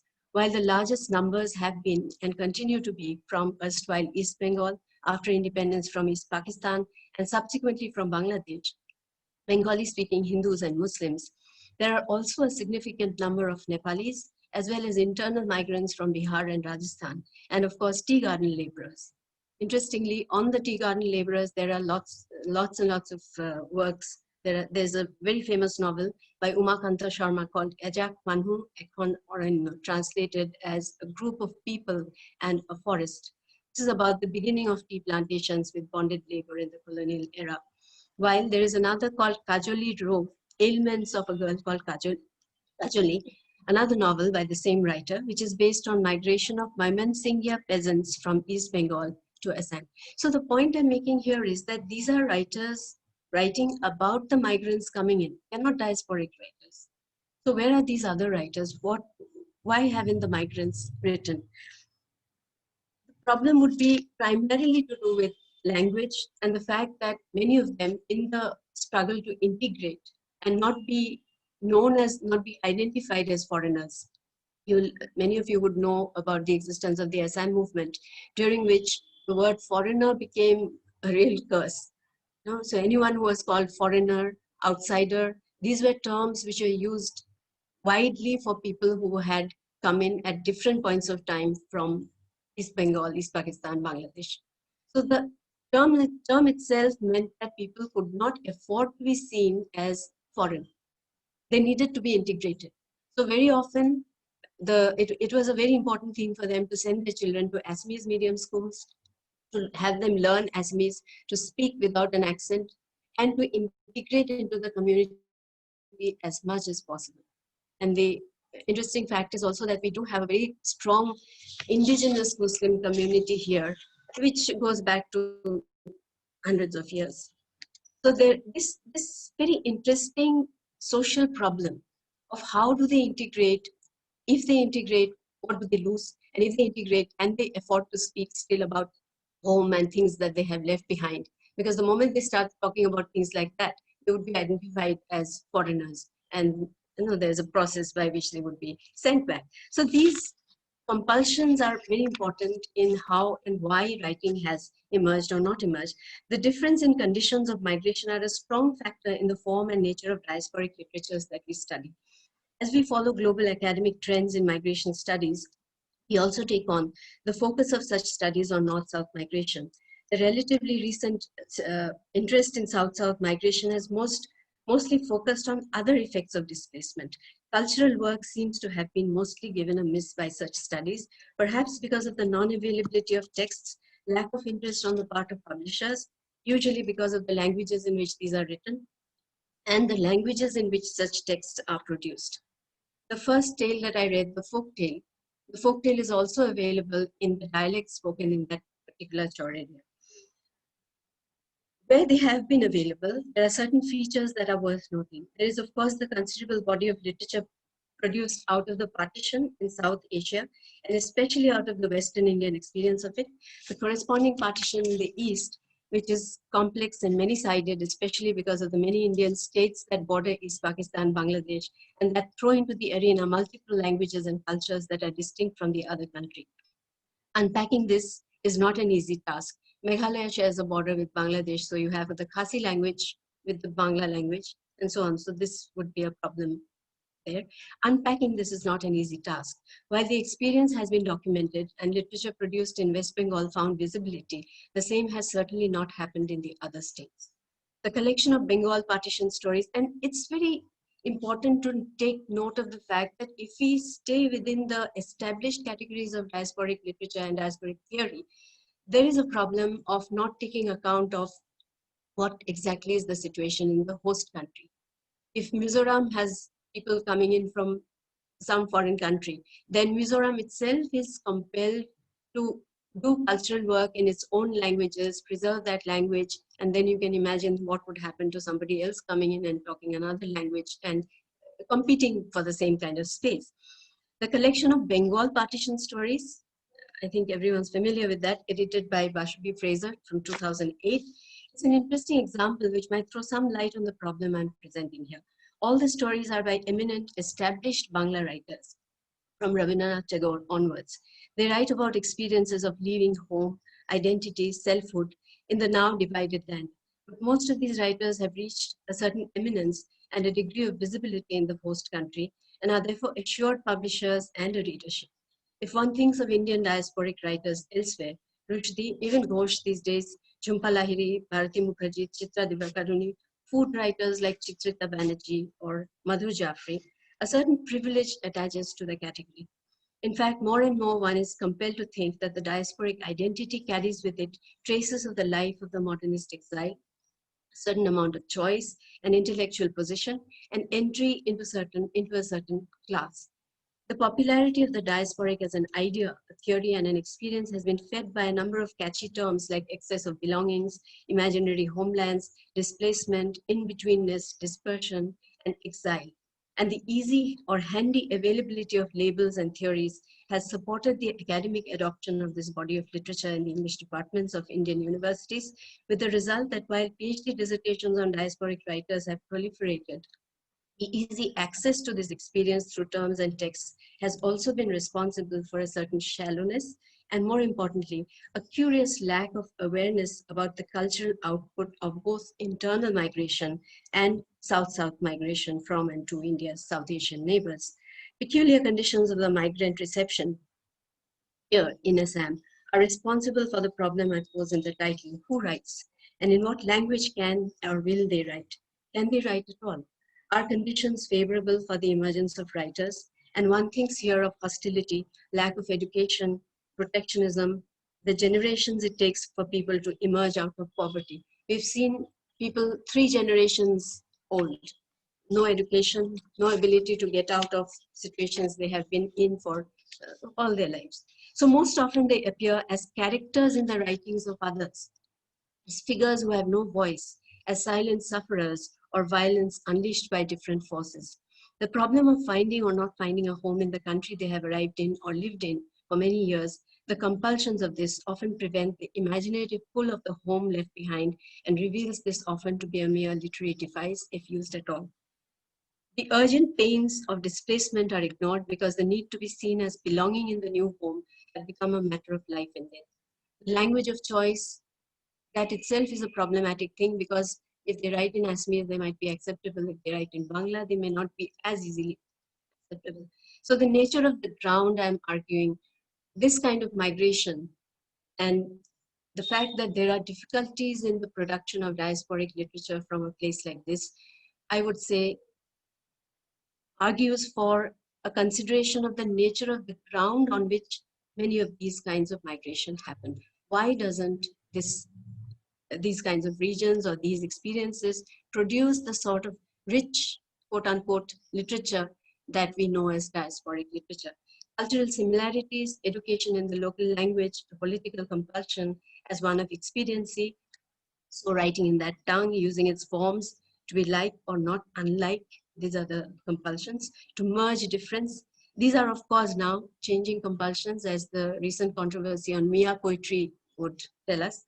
But the politics of language in Assam, for example, has been a major factor in the way migrants have perceived their modes of belonging, silencing, and erasure. These have been predominant. Thank you very much. Thank you, Professor Nandana Datta, for that very riveting and compelling talk. Professor Datta, in her own unpretentious, unbalanced, no-frills talk, takes up the case of South-South and renders the limitations of diaspora literature as a category to encompass or find space and representation for these multiply other marginalized voices. Moreover, about our own inability and failure to sort of look at these various trajectories of the migrant experience. Thank you, Professor Nandana. We move on to our last and fourth speaker for the day, after which we will have a questions and intervention session. So those of you who are keen to ask the panelists, speakers questions may please type their questions in the chat box. That applies also to the YouTube viewers and participants. We can take up a few, and the questions that are here on Zoom are visible to the speakers and perhaps will also be read out to the speakers to take up if they wish to. Let's move on to the fourth speaker of our day and the last speaker for this day 2 of the international webinar, Nasim Basiri, who joins us from Oregon State University, USA. She's a researcher there in the area of women, gender, and sexuality studies. A multilingual expert, she has worked as a journalist with UK, with Independent. Significantly, she was awarded the World Nations Writers Union Kazakhstan Literary Award in 2018 and Peace Award in 2019. From the World Institute of Peace, Nigeria. Her areas include gendered violence in Iran, feminist movements in Middle East, and literary narrations of war and genocide, feminist literature, cinema, and religion. I think about Nasim, her delicate balance of warmth and sensibility perhaps is the most appealing trait I noticed in my communication with her. And I also got to know that IFLU happens to be her alma mater. So welcome back, Nasim. Let's hear you talk. Thank you so much for having me here today. First of all, I would like to thank you, Dr. Aparna, for inviting me and for your kind introduction. Also, many thanks to the Department of English Literature at the English and Foreign Languages University for having me in this webinar today. And as you know, I came to IFLU when I was only 20 years old, 10 years ago. And this university was where I started my academic journey and had actually the opportunity to get familiar with like-minded professors and friends whose thoughts and instructions shaped my academic path, also my identity and research interests and what I am doing today at the moment. So I am thankful for all those supports, for all those influences and kindness I received in those years, which is continuing to the present day. It's early morning here and I didn't sleep yet, so I'm half asleep, half awake. I'm so sorry if I make mistakes or, you know, kind of slow in talking. So, is that I really wanted to acknowledge the freedom of thoughts and expression that I experienced at IFLU, which completely changed my perspective about literature and how it can be liberating and be used as a way of challenging the dominant discourses, regimes of power, and it has the potential to make a society stronger in terms of social justice. I come from Iran, and just today in my country, 3 writers were incarcerated and they were sent to the famous Evin prison. Reza Khandan, Baktash Abtin, 2 members of the board of directors of the Writers Association of Iran, and Keyman Bajan, which is a former member of the board directors, were transferred to Evin prison to serve their sentences. So they were all sentenced to 6 years in prison, and Bajan 3 years and 6 months. And for what? For being accused of propaganda against the system. and conspiracy to act against the security of the country. These charges include publishing the internal publication of the Writers Association of Iran, participating in death anniversaries of Iranian authors, poets, including Muhammad Jafar Puyande, Muhammad Mukhtari, and Ahmad Shamlu, who were all, controversial literary figures in contemporary Iranian history, and some of them were assassinated by the Islamic regime. So I've mentioned that to showcase how some people live in exile and they are strangers in their own countries, and they actually live in diaspora, but a diaspora that is followed by their prosecution and torture just because they write, and that is their only guilt.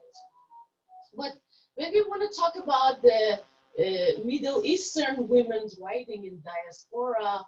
It is really important to mention that, the tradition of female writers from the Middle East has been vastly growing in the 20th century with new generations of writers determined to give women a voice and represent issues regarding feminism, identity, and class from a female perspective through their poetry, through their novels, autobiography, and also other forms of art, which includes, sometimes they mix poetry and photography or cinematography. So it's really interesting. But patriarchy, of course, could be one of the major themes that comes to mind of the readers when they think about the Middle Eastern women in general, and Arab and Persian women in particular. Also, it is a fact that Middle Eastern women are being viewed through the stereotypical lens of oppression, violence, and especially in the West.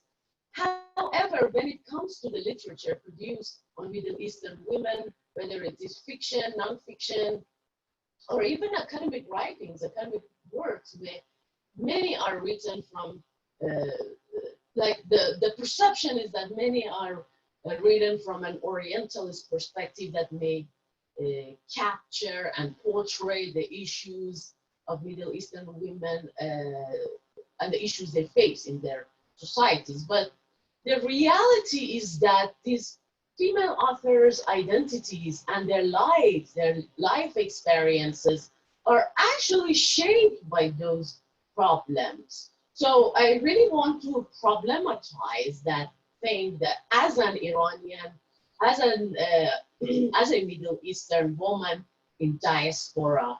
So gender violence, oppression, and patriarchy are also themes of resistant literature penned by Middle Eastern women in diaspora and exile, which does not only aim to protest the internal oppressions in their home countries, but also these women criticize the Western atrocities committed in the Middle East through colonization, invasions, war, and also global apartheid in general, which intends to mask the violence and silence the opposing voices advocating for human rights and women's stolen rights in the Middle East under the authoritarian regimes.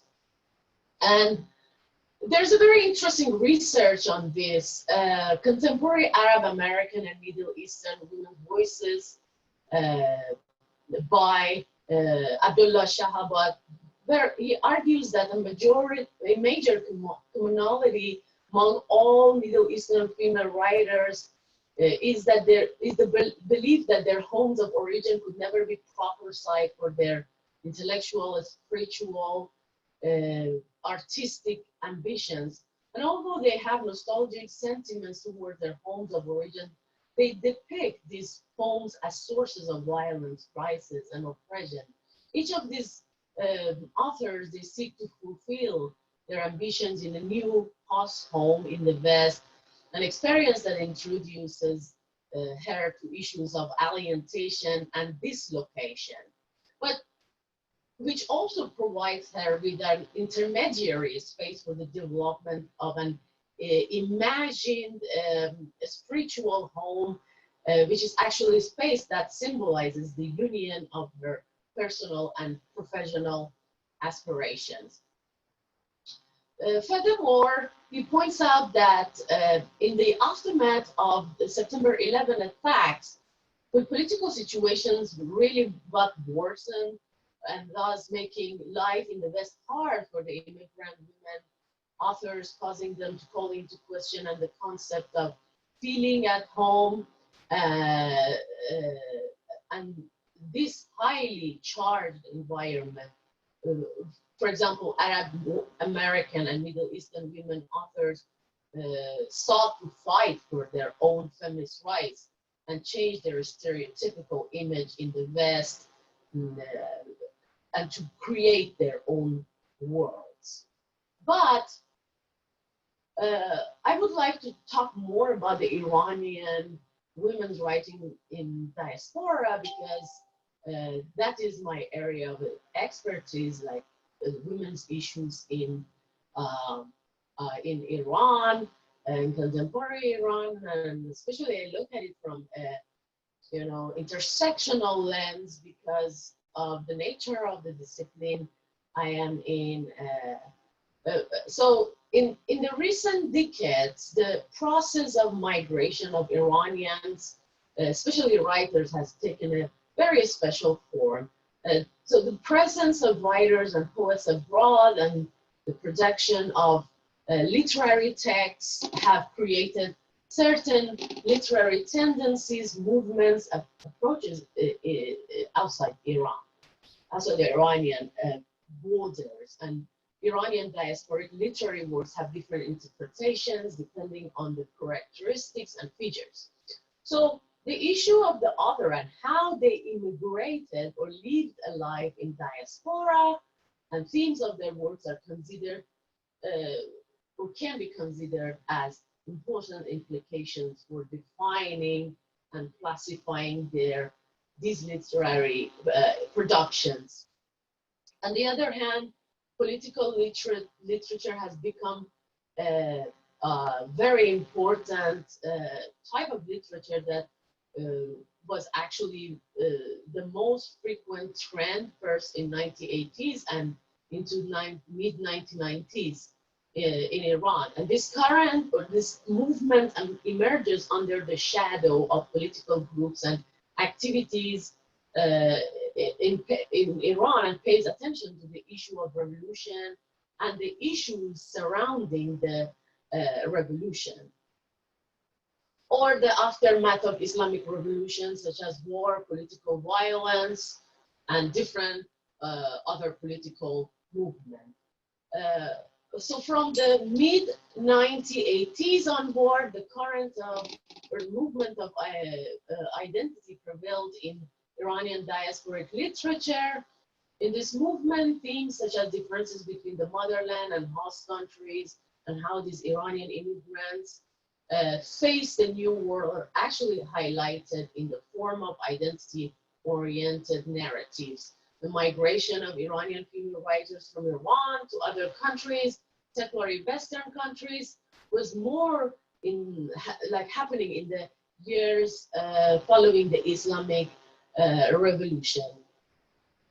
But prison literature is a literary genre that has been widely used by Iranian female authors in Iran and also in diaspora as a way of showcasing Iranian women's resistance and their experiences of patriarchy and political violence and other forms of oppression. So for this reason,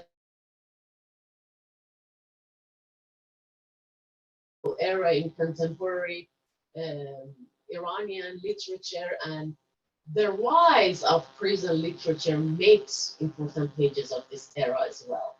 In recent decades, of course, Iranian women have used literature as a way of resisting and also historicizing the political violence visited on them in post-revolutionary Iran, and sometimes prior to the Islamic Revolution during the Pahlavi regime. For example, Dado Bidad is Vida Hajabi's memoirs of 7 years of torture in Iranian prisons during the rule of Mohammad Reza Shah Pahlavi that was published in Canada, and also prison memoirs written by Shahnoush Parsipour, which is the author of memories of being imprisoned in an Iranian prison in post-revolutionary years.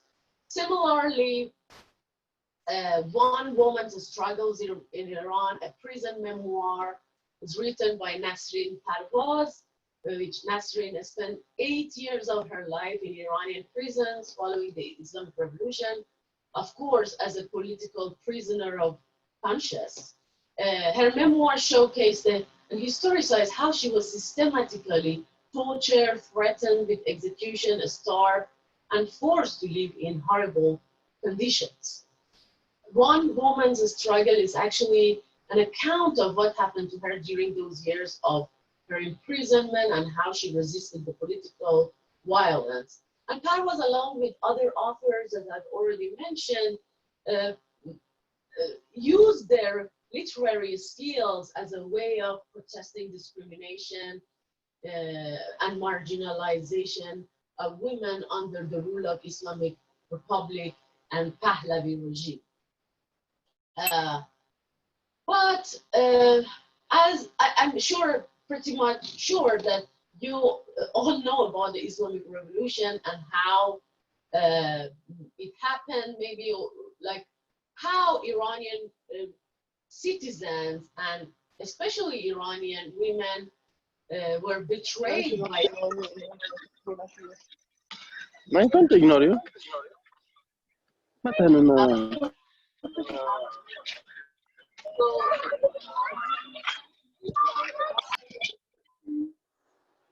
Ayatollah Khomeini ordered the compulsory wail, for example, and other discriminatory rules, and introduced actually many rules to be implemented on all aspects of Iranian women's lives and body. And since the beginning of imposing these regulations, which led to the intensification of Iranian literary figures, including the female authors, started to criticize the injustices associated with gender, for example, or race or class, and protested women's marginalization under the current regime. Of course, so many of them were forced to leave the country due to the fear of prosecution, imprisonment, and sometimes death penalty. Shirin Neshat is among the Iranian female artists and cinematographers living a diasporic life in exile. And I recall her famous sentence where she says, "Art is our weapon, culture is a form of resistance." And Neshat's work, and especially her series of photography and poetry, which is kind of related to this paper, Women of Allah, and also the film Women Without Men, based on Shahnoush Parsipour, another Iranian female author in Diaspora, work received a wide international attention, mostly because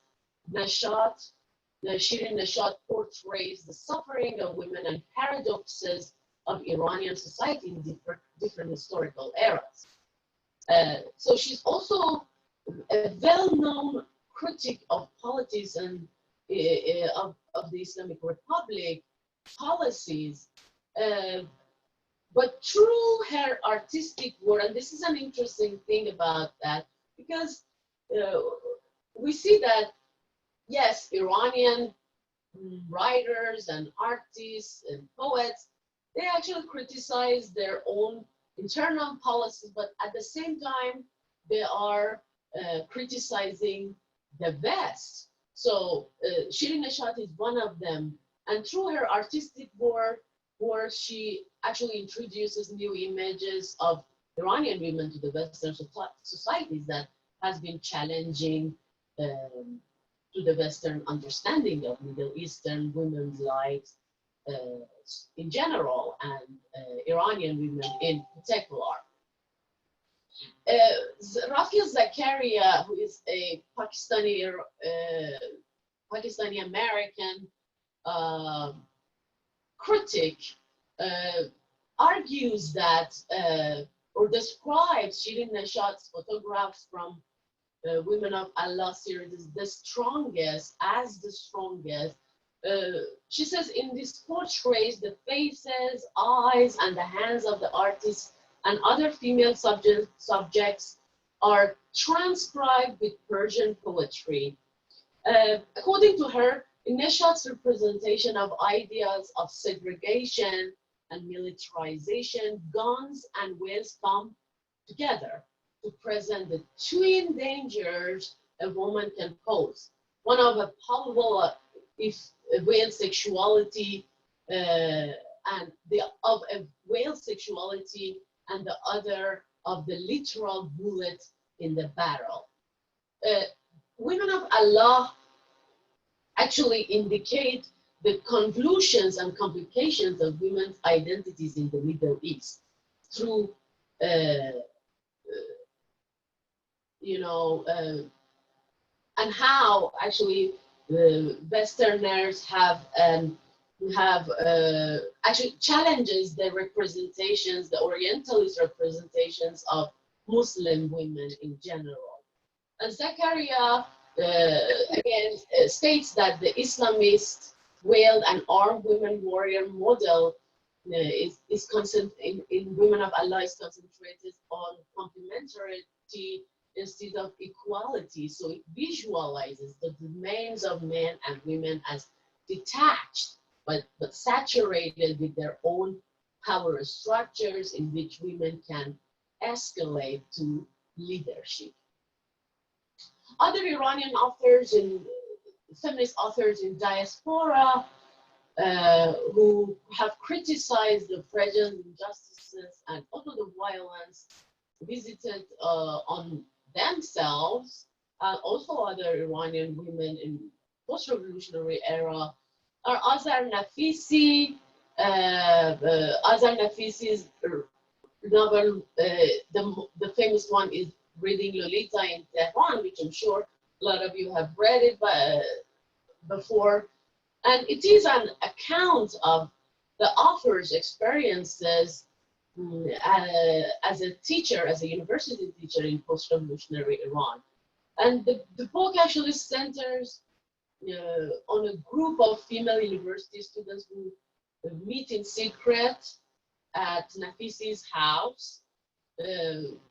And there because they have the opportunity to discuss some forbidden literary works. And of course, it is Western literature mostly.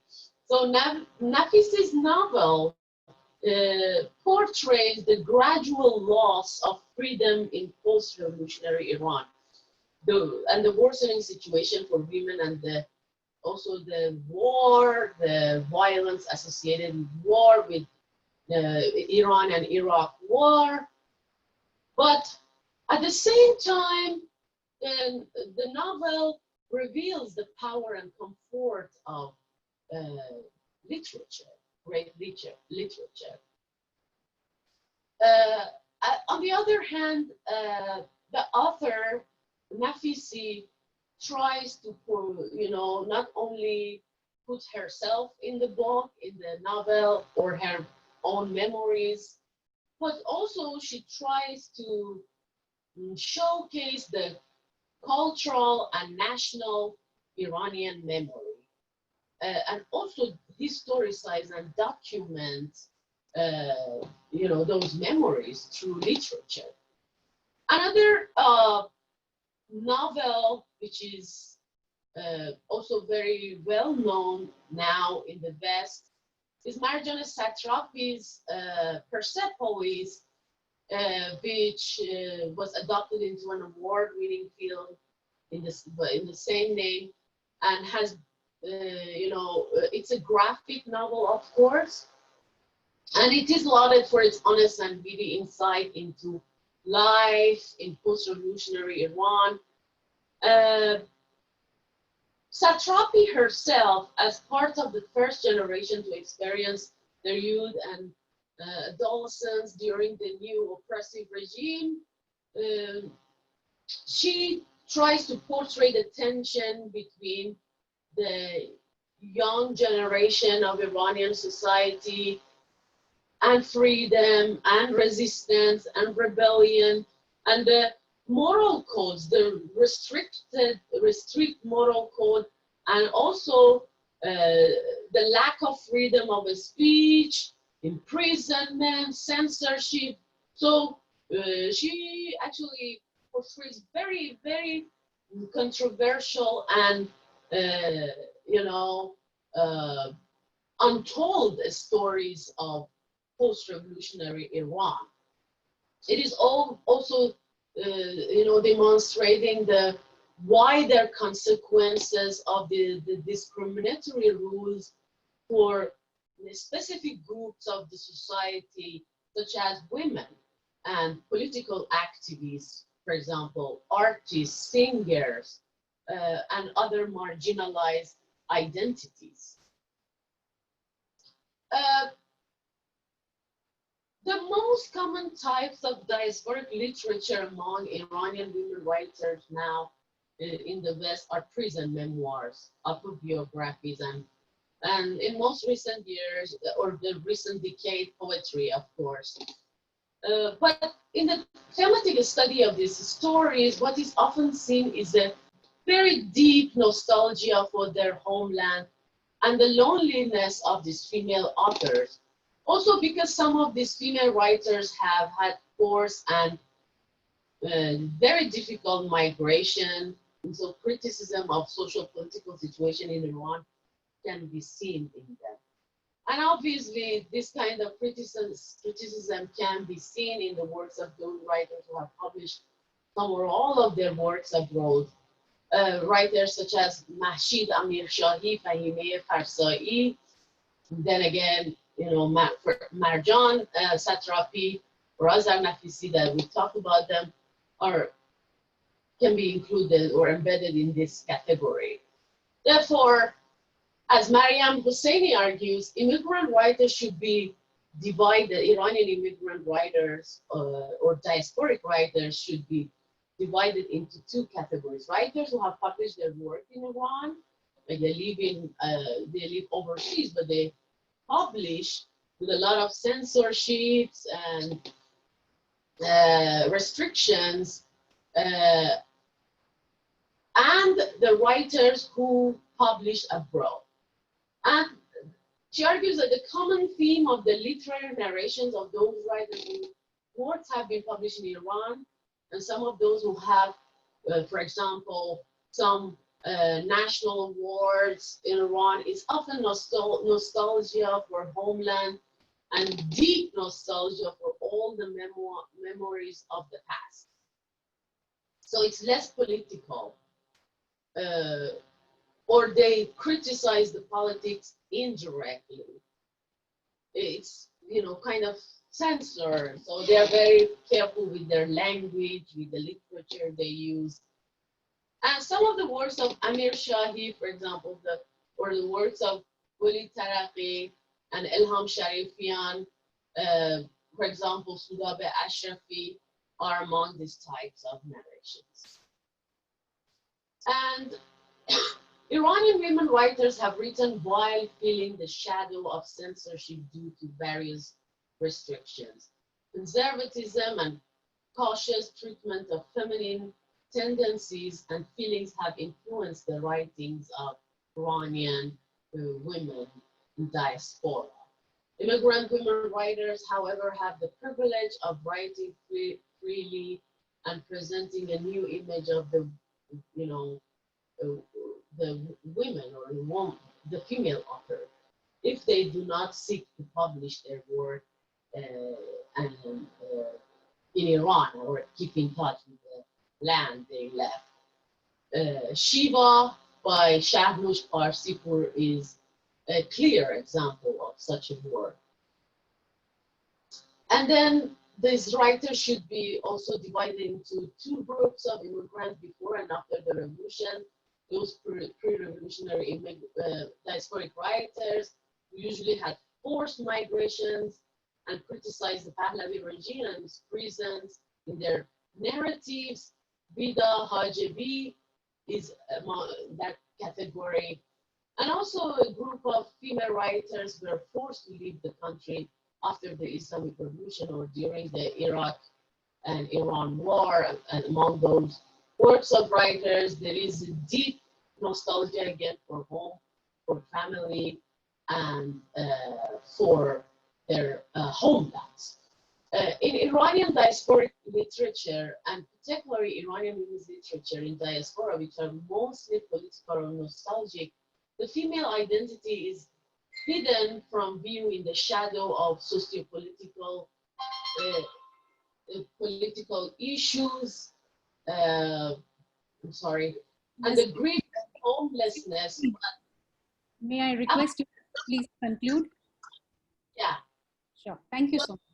Yeah, sure. But with women leaving the political area and leaving behind the mourning phase of separation from homeland and reaching the level of self-awareness that they can write about, for example, shame, fear, and censorship, the self appears real, slowly. A self who owes her life to residence in a host country and often to forced migration. And of course, this figure is more common among second generation of writers, those who immigrated to the West most recently. Thank you very much. I mean, this is a very, big subject. This is a very wide subject. Totally understand. It's a very engaging topic, and you want to go on and on. But then I really want us to encroach on the question and answer session, because there are a few questions that have been raised. And I would also like to mention that if the speakers themselves wish to raise certain issues and discuss, they are most welcome here. Well, Nasim speaks about the literary and artistic movement of the Middle Eastern women, posing critical challenges to this one-dimensional Western projection. And then she ventures out to speak about the Iranian diasporic writings of post-revolutionary era. She also looks at some prison memoirs, and I thought that was really intriguing and engrossing. And I can see that Nasim could not stop herself. She was so involved in what she was saying, but unfortunately we have this time constraint. Thank you very, very much, all of you, all the speakers, much, much gratitude. We may now have some time to take up a few questions from our participants and listeners here on Zoom as well as on YouTube, who are watching us live in 100. May I call upon my department colleague, Professor Prakash Kona, to lead this session. Prakash, will you moderate, please? Yeah.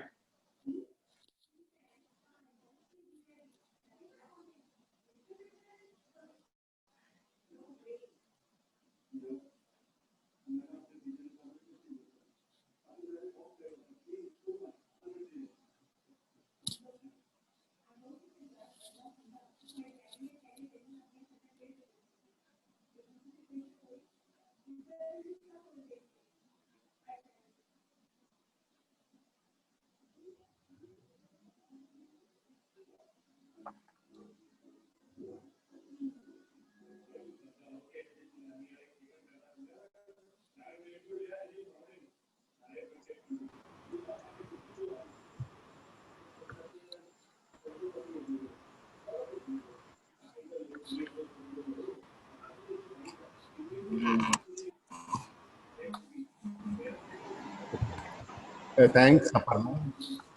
And I really enjoyed today's session and 2 days. It was absolutely brilliant. And a learning experience actually for me personally. And I'm grateful to Aparna for organizing this webinar and for making it such a remarkable success. And of course, it also is an opportunity for me to listen to um,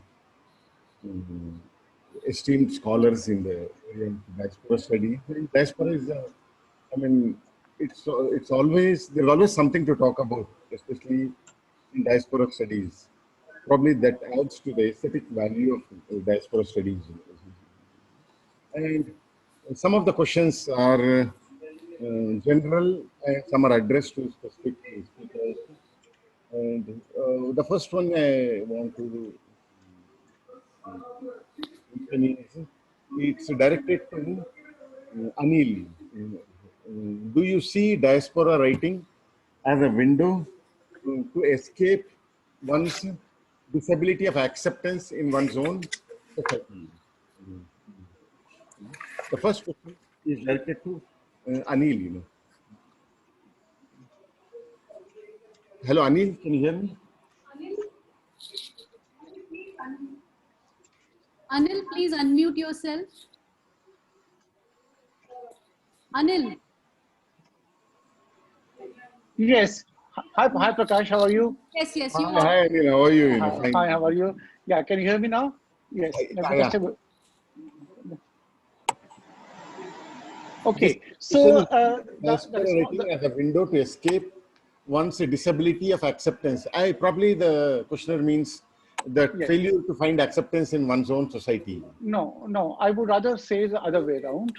I think writing of any kind, whether diasporic or any other kind, is a way rather to analyze and express your experience, whether it's a disability experience or diasporic experience or any other experience. Writing is always a way to understand, perceive, express, and perhaps accept rather than escape an experience. The advantages that diasporic experience gives as far as disability representation is concerned is that you are able to look at the two different kind of disability experiences. The disability experience as you had in your own country, with Mehta talks a lot about that, and of course, a number of mainstream writers who were aware of what was happening with regard to disability. I have particularly in my mystery. And also the kind of experience which are there uh, regarding persons with disabilities in the country of the migration, in the country of the relocation. So when you compare both experiences, it's easier to understand your own personal experience in a larger context and perhaps arrive at a kind of synthesis. So far from being an escape, it's more of a way of accepting and expressing your experience. True. And one more question to you, Anil. Yes. To adjust to the norms of a different world suggests that the diasporic person shouldn't instead influence norms to suit their needs. Do you agree with this?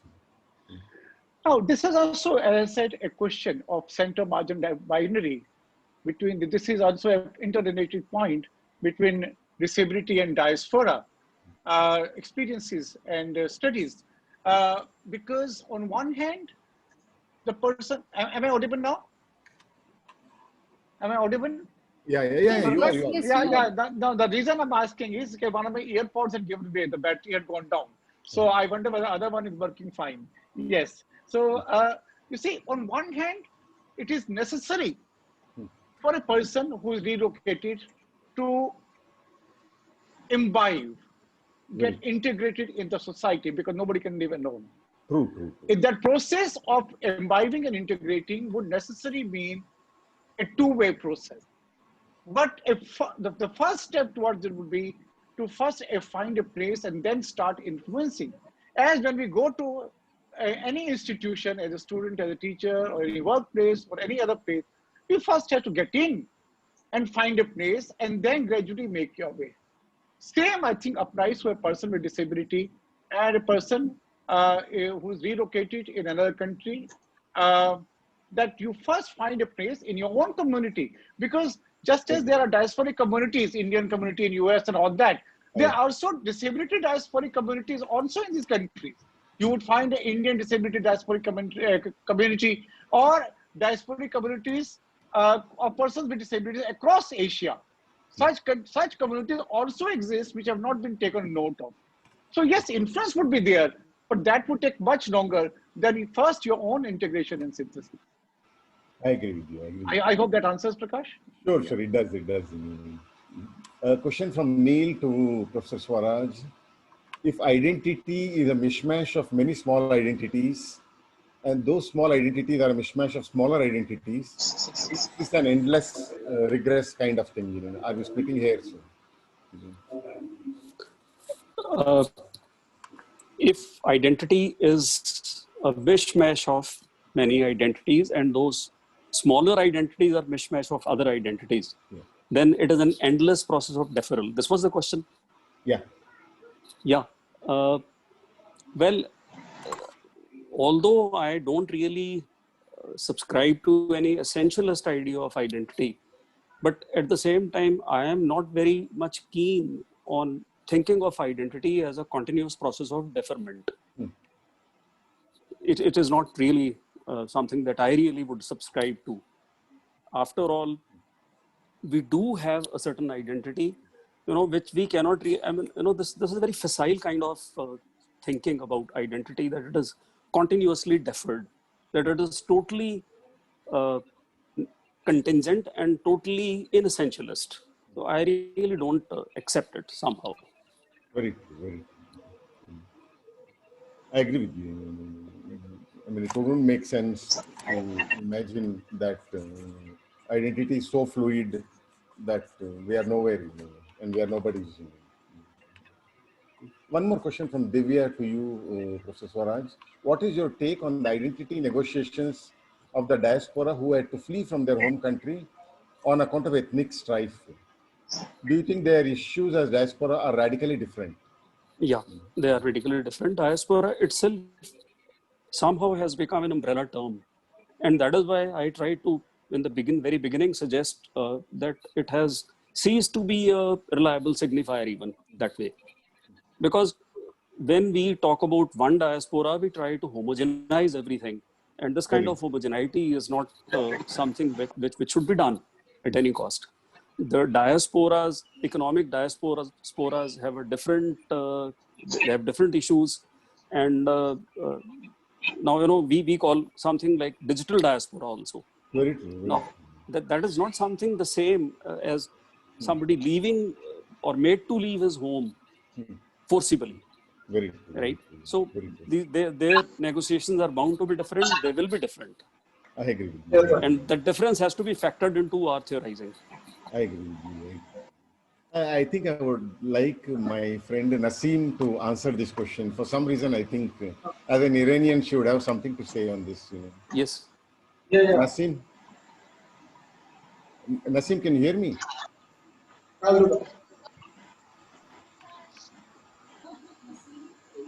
Nasim? Sorry, I have some technical issues here. Couldn't hear you also. Nasim, can you answer this question? Can you please repeat the question? What is your take on the identity negotiations of the diaspora who had to flee from their home country on account of ethnic strife? Do you think their issues as diaspora are radically different? Yeah, that's actually a very interesting question.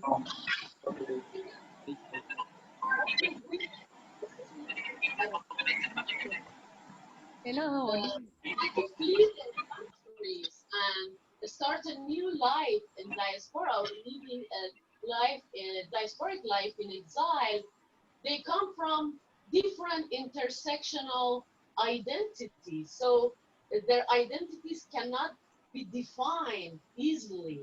We all have, the intersectional identities, and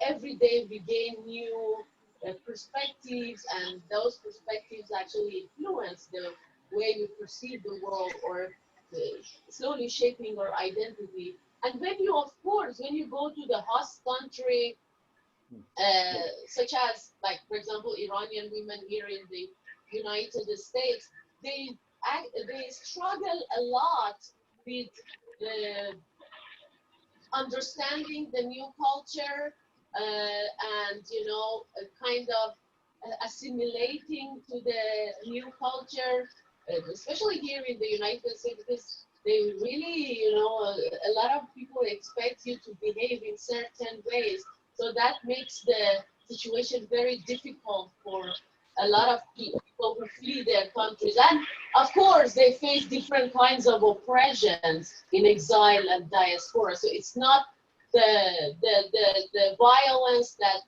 you experience in your homeland. Home country. Very true. Very true. So facing new challenges, facing new accusations in the new. Yeah, but true, Nasim. You know, but that always brings me to the point that I was thinking since yesterday. Why is that diasporic communities don't critically engage with white working class people, or even the other? Because even whites are not a homogeneous group. You know. I mean, there is no one white. I mean, there are working classes, there are other groups too. That's not true. And then, you know, that's true. But then we are talking about a country like the United States. We are talking about a very diverse country. And it's not also white. You know, America is not white only. It's also people of color. And, you know, some oppressive behaviors of the American people of color towards the refugees, towards for example, immigrant women, women who are politically persecuted, and also men or LGBTQ community. I agree.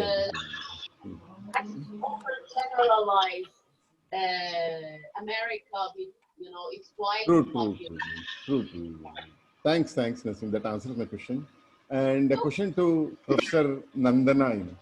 You pointed out various factors why there is a lacuna in the diasporic literature from Assam and the northeastern India.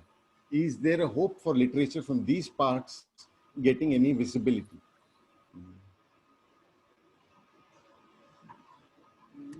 Professor Nandana, can you hear me? Yes. Thank you for the question.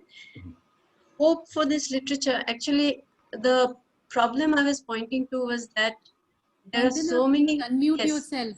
I have. Nandana. Can you not hear me? I'm unmuted. Can you hear me now? Yeah, it's clear. Can you hear? Yeah, absolutely. Yeah, okay. So the question of hope for people of these communities writing, it's not as if they are not writing, or there are songs, folk tales. These are certainly in circulation. But literature published and printed, available for reading, this really has not happened in a way that one would expect. There's one person who has actually collected some of these folk tales and written about them, Ismail Hussain, whose story I first read. He has done a lot of work. He has collected such tales and such stories, but they aren't visible in the way that one would expect. So maybe translation work, collection work, all this groundwork will have to be done to see if there is this kind of literature actually emerging.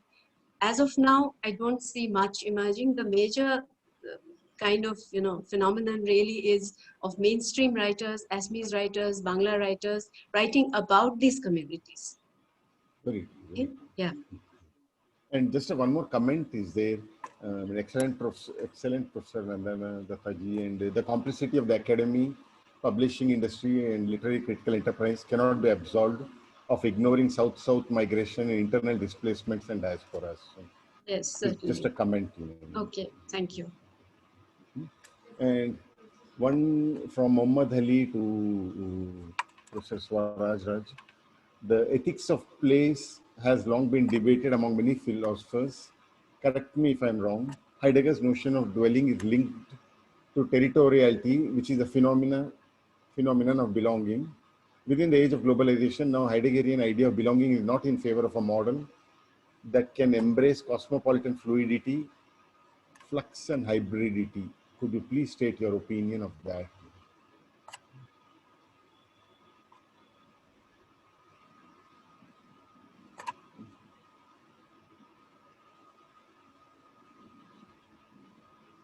the actual question is, Swaraj, the actual question is, within the age of globalization, the Heideggerian idea of belonging is not in favor of a model that can embrace cosmopolitan fluidity, flux, and hybridity. Okay, this is what I was coming to actually.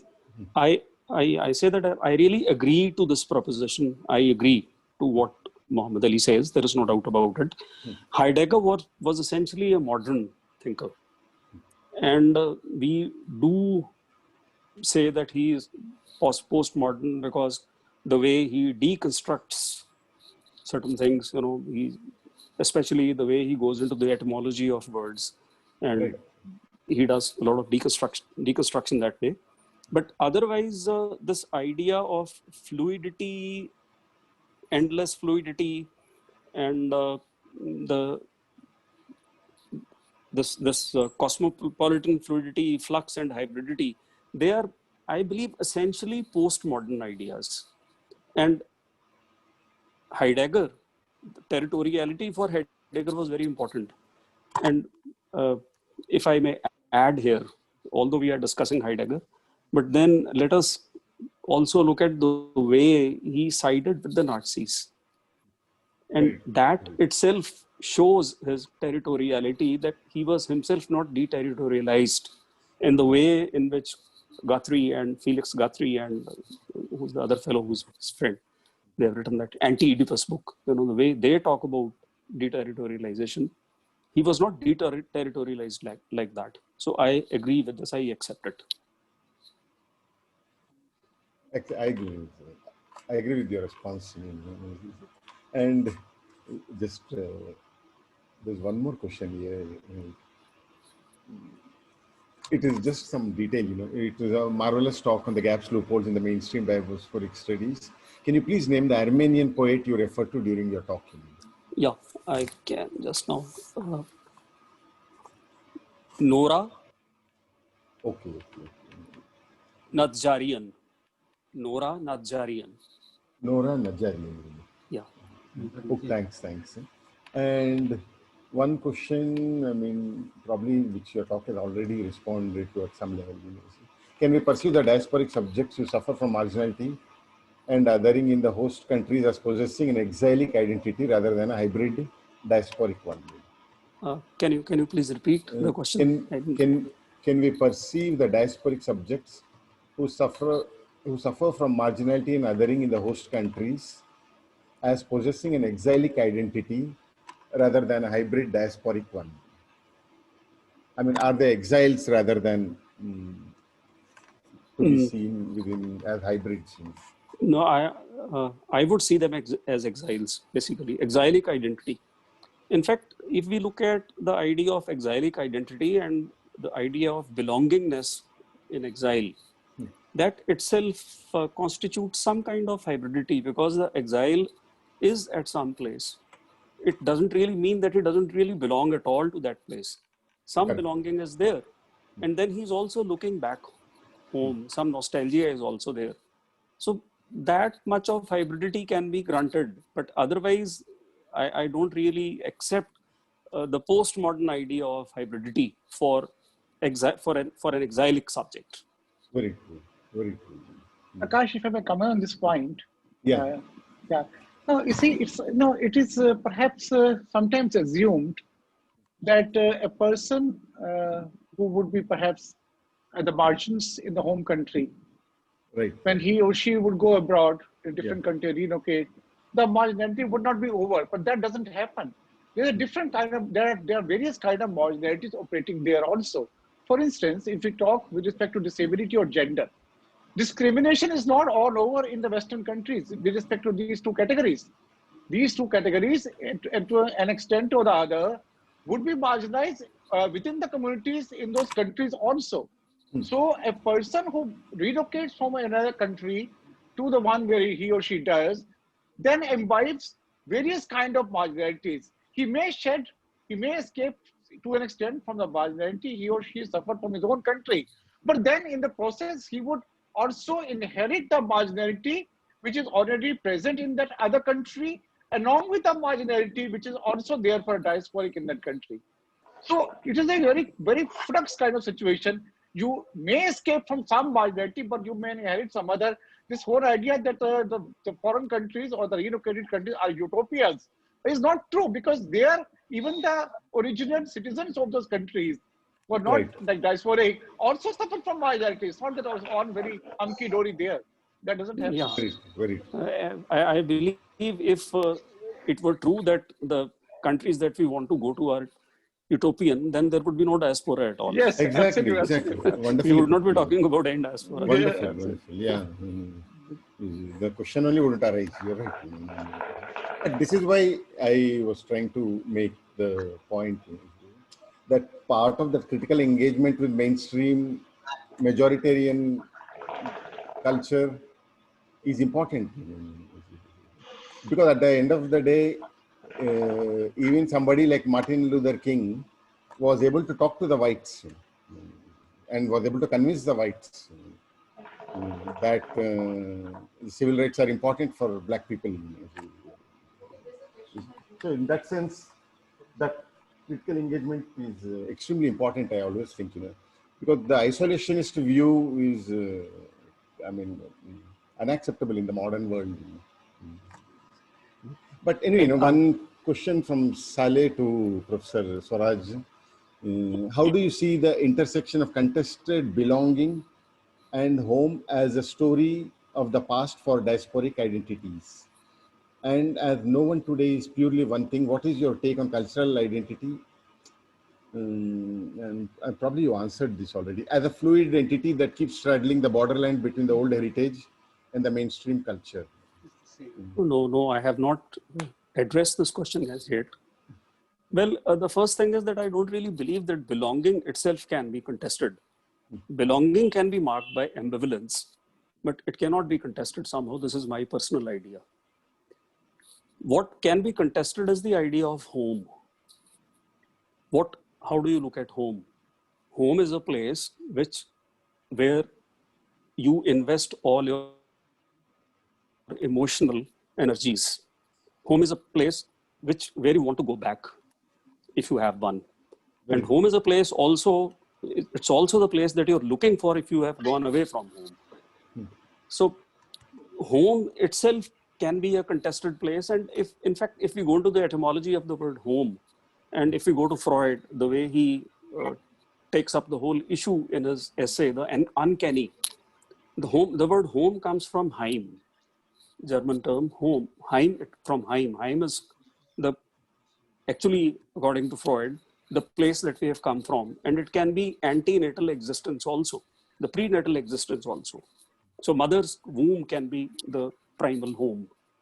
And when Freud further tried to find out the meanings of the word home, then he also found that home also carries the connotation of unheimlich. Heim as well as unheimlich. Unheimlich is something unhomely. Now, and that is what, then he formulated his ideas about the uncanny, that if we are living in a home, right, individuation is not possible. So if you have to leave the home for individuation. And home is obviously a place which is a place of comfort, but at the same time, it also invokes Kristiva's idea of the abject. So that kind of, the very idea of home can be contested. And the next idea, the next part of the question is, what was the next part? Yeah, it has something to do with cultures. Yeah, cultural identity as a fluid entity. Yes. About fluid identities I've already talked about, but so far as cultures are concerned, cultures are always on the move. You cannot really protect any culture. The very idea of preserving culture, I think, takes me back to preserving pickles and jams in jars. Cultures cannot be preserved like that. Cultures are always on the move. And cultural identity also, ultimately what is culture? It is material as well as ideational. So ideational culture will not change, even if the material culture changes. We may go on using cars, but still we will retain some ideational culture. So to that extent, I believe that cultural identity changes, it shifts, but not completely. we retain something of the original culture, and at the same time, engagement with with the past, that was it, the engagement with old heritage, the contestation between engagement with old heritage and I think mainstream culture. Yeah, So what do we call mainstream culture? First, we have to define that. exactly. And so far as engagement with the past heritages, old heritage is concerned, how do you engage with the old heritage? This is very important for us to ask. Do we engage with the old heritage in the sense in which the Nazis wanted to engage with it? In the way in which now some rightists in India want to engage with it? Thinking of utopias, not of the future but of the past. I mean, this is something which Zygmunt Bauman calls retrotopia. We have perhaps stopped dreaming of the future. That is why we are not engaging with the future, but we are looking for all the strength in the past heritage and trying to recreate utopias of the past in situations where we cannot really recreate them. So we have to really think of all these issues when we engage with the idea of engagement with old heritage and with mainstream culture. It's not an easy kind of a situation, really. Very true, very true. One final question from Bhupati to Anil. Anil, how do you look at Indian disabled having to go through, an Indian disabled person having to go through ableism and normalcy while living in the West? We understand from their writing that they mostly appreciate Western accommodation and the kind of facilities available for them. I mean, can you throw some light on that? Yeah. You see, there are certain very important characteristics to Indian disabled diaspora, which I have noticed. One, that the Indian disabled diaspora is mainly concentrated in UK and USA, not in other European other countries, which is very surprising. And perhaps not very surprising also, because the maximum facilities are available in these countries for persons with disability. But that certainly is not to say that there is no marginality or difficulties for disabled persons of origin of these countries. There is a marginality within the original citizen of those countries also. In fact, the issues of disabled persons living in UK who may not be Indian, but who may be British citizens or American citizens are very different. And when a disabled person goes there as diasporic, he or she has to negotiate those experiences also. So facilities are fine, but culturally, the word of disability sometimes is very different from the word of disability that a person migrating imagines it to be. For instance, in UK, the issue of employment for persons with disability is not important, which is central in India. There, they are more bothered about housing, social security, amount to get from government, more in the charity model perhaps. But here we are talking about employment and empowerment. So the issues are very different, and the person, a disabled person going from India, has to negotiate with those issues. Number two, many disabled persons, thankfully, do contribute to Indian disability sector, not in terms of money, but in terms of experiences, resources, advice, connectivity, experience sharing. They don't disconnect. Of course, there are people, like Ved Mehta said in the Jaipur Literary Festival, that I could not live in India because anarchy. That's an extreme statement. I don't want to get to discussion into that. But at the same time, there are people, thankfully, who do contribute to the Indian scenario by being there and maintain the relationship. And I may mention here that the Indian disability sector, in any case, gains a lot by the organizations in the Western countries, particularly from the Scandinavian countries and UK and USA, in the form of financial support or other. So there is a continuous engagement between the two disability sectors. Therefore, that migration for a disabled person may not be all that difficult from India to those countries. Very true. Thank you very much, Anil. And I want to thank the speakers, Anil, Professor Swaraj, Professor Nandana Datta, and Nasim, and back to my dear friend Aparna. Thank you, Prakash, for conducting this question answer session so very well and picking up the right ones and the relevant ones. And this may go on seamlessly, but we have to call it a day. It was really, all the talks were ravishing and enrapturing and opened up such extensive and expansive, zones. I wish to congratulate heartily all the speakers, Prof.Anil, Aneja, Professor Swaraj Raj, Prof.Nandana, Dutta, Nasim Basiri, all of you, you were so, so wonderful. Well, this brings us to the culmination point of our two-day international webinar on diaspora, gender, and marginality. The entire purpose of this webinar was to create a platform for dialogue and unveil avenues of research and possibilities towards newer discourses, newer areas and paradigms. The expanse and the profundity of the theme is so huge. Its dimensions are so varied that it's really difficult to sort of encompass issues and perspectives in a very compact, watertight time schedule.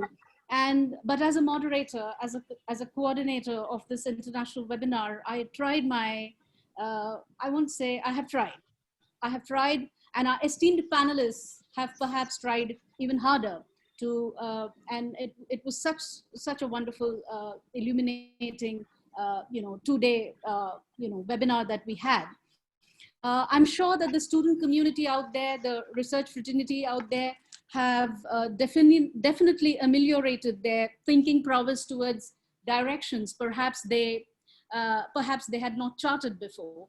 I take this chance once again to thank our Honorable Vice Chancellor, Professor E. Suresh Kumar, for his continued patronage for such literary endeavors. I wish to thank all the panelists for today's, second day webinar. My colleagues at the department, once again, thank you, Professor Kona, for being here. All the other colleagues, my senior colleague, Professor Sampson. Most importantly, the technical team of the university that has been round the clock with us for the last 2 days. Actually, it's a holiday for them, but they have sacrificed their time and their personal private lives, and they have been here with us to ensure that the program functions smoothly. So thank you to the Dean Technical Infrastructure once again, to his team, Mohan, Moin, Sampath, thank you so much. Thank you for being with us. My bunch of research scholars again, without whom it wouldn't have been really so smooth, Dr. Hatim, Dr. Bhupati, Abdul Fazil for working round the clock, and to all those wonderful people who took some time to scribble those very motivating and heartwarming messages to me since the last 2 days. The student and the teaching fraternity, I thank you all. Many, many, many thanks. I request you to please fill up your feedback forms till the link is on, so that your e-certificates later can be generated. Thank you once again to all the panelists. Thank you, Professor Anisur Rahman and other senior professors here. Thank you for being here and being very, very encouraging. So it's a closure. Thank you. Thank you, Aparna. Thank you very much. Bye. Bye, all of you. Bye. Thank you. Bye. Bye. Bye. Thank you.